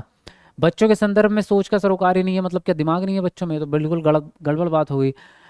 अनुबंधन वाला ऑप्शन, उत्तेजना प्रतिक्रिया वाला ऑप्शन हमेशा निगेटिव रहेगा, एक कंडीशनिंग वाला सवाल होता है। तो मैंने आपको बताया है कि स्टिमुलस और रिस्पॉन्स और स्टिमुलस निगेटिव टैग वर्ड है, यानी उत्तेजना और प्रतिक्रिया ये निगेटिव टैग वर्ड हैं, ये हमेशा निगेटिव रहेंगे।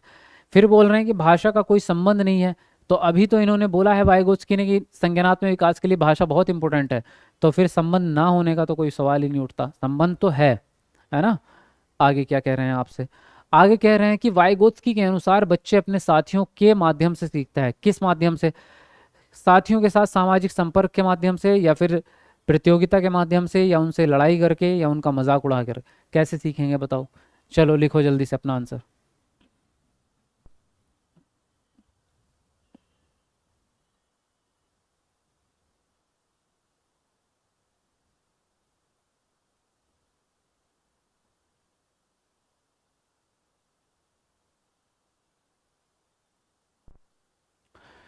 ये क्लास कितने बजे होती है, ये 7 बजे होती है जी। डेली शाम 7 बजे क्लास स्टार्ट होती है, ठीक है। जिनको नहीं पता टाइम नोट कर लो, कल से बिल्कुल एग्जैक्ट टाइम पे आ जाना, शाम को 7 बजे।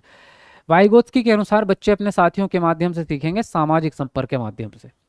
प्रतियोगिता तो वैसे भी गलत बात है, लड़ाई करना भी गलत बात है, मजाक उड़ाना भी गलत बात है, तो फर्स्ट ऑप्शन आपका राइट हो जाता है। अगला प्रश्न क्या है, लेव वाइगोत्स्की के सिद्धांतों के अनुसार पाड़ के क्या मायने हैं। पहला ऑप्शन है वयस्कों का कार्य की जटिलता को कम करके उन्हें बेहद सरल बनाना। दूसरा ऑप्शन है वयस्कों का मदद की प्रकार व मात्रा में बदलाव करना। तीसरा ऑप्शन है वयस्कों का बच्चों को किसी प्रकार की मदद देना। और डी ऑप्शन है वयस्कों का बच्चों को विभिन्न प्रकार के इनाम देना। तो बताओ इनमें से कौन सा ऑप्शन आपका सही जाएगा, सब लोग लिखेंगे आंसर।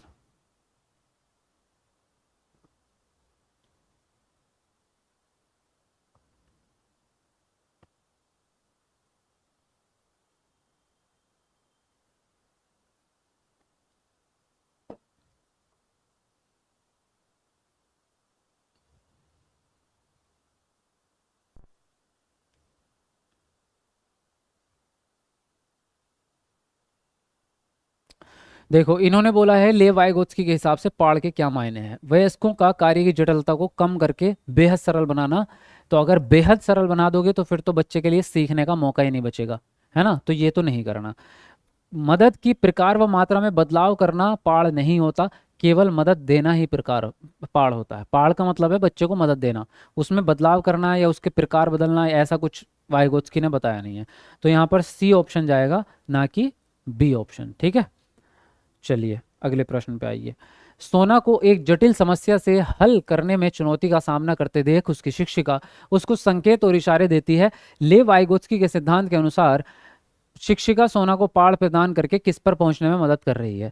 जैविक परिपक्वता, आत्मकेंद्रियता, अपरिवर्तनीय सोच, या फिर समीपस्थ विकास का क्षेत्र। बताओ कौन सा ऑप्शन सही जाएगा, लिखेंगे अपना अपना आंसर।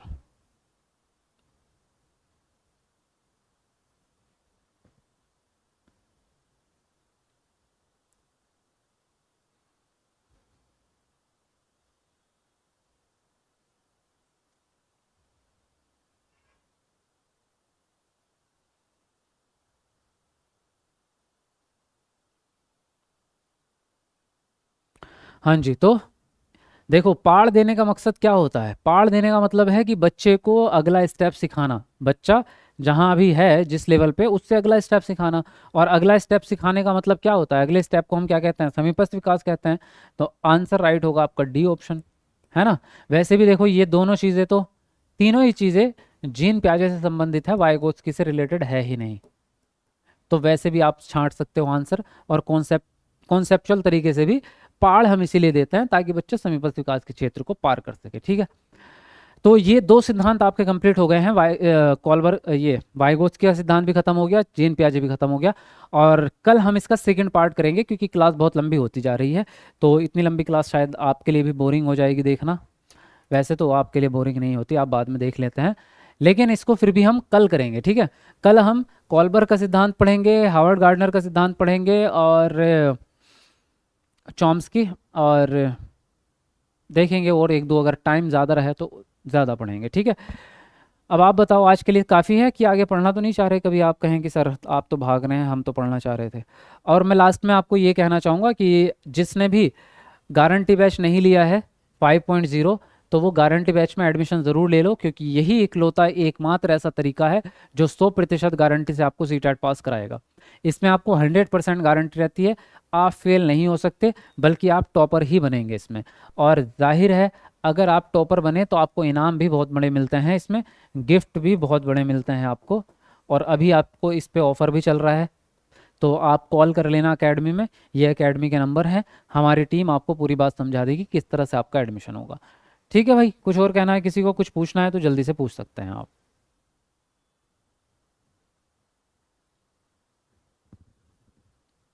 जहाँ जाती हूँ वहाँ क्लास खत्म हो रही है। अलका, अलका जी तो टाइम से आया करो ना, जल्दी आया करो, है ना।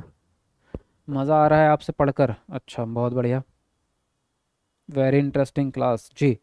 अब ये कमेंट जो आप कर रहे हैं, ये अभी मत करो, ये कमेंट करना लाइव ख़त्म होने के बाद, क्योंकि आपके कमेंट्स मुझे चाहिए बेहतरीन वाले, क्योंकि आपके कमेंट्स से ही फीडबैक मिलता है। तो अभी जो आप कमेंट करेंगे वो यहीं पे ख़त्म हो जाएंगे, वो आगे लॉन्ग टर्म रहते नहीं है ना। तो ये कमेंट्स अभी के अभी यहीं लाइव में दिखते हैं। तो मैं लाइव क्लास ख़त्म कर दूंगा, उसके बाद में आप ऑफलाइन कमेंट ज़रूर करके जाएंगे सब लोग। देखो 1500 लोग इस समय पर लाइव है, तो कम से कम 1500 कमेंट तो मुझे चाहिए। और नाम के साथ करना, अपना नाम लिख के, मैं नाम याद रखूंगा सबके, देखूंगा कौन कौन कमेंट कर रहा है। तो आपको कैसा लगता है ऐसे टीचर अकेडमी में पढ़ के, गारंटी बैच में पढ़ के आपको कैसा लगता है, वो सारी कमेंट मुझे चाहिए। आज की क्लास कैसी लगी ज़रूर बताना कमेंट में, ठीक है। 1500 लोग हैं, 1500 कमेंट चाहिए मुझे नाम के साथ। तो चलो आज की क्लास ख़त्म कर रहा हूँ, आप लोग जाओ कमेंट करो फटाफट से। Bye bye, take care, good night सभी को।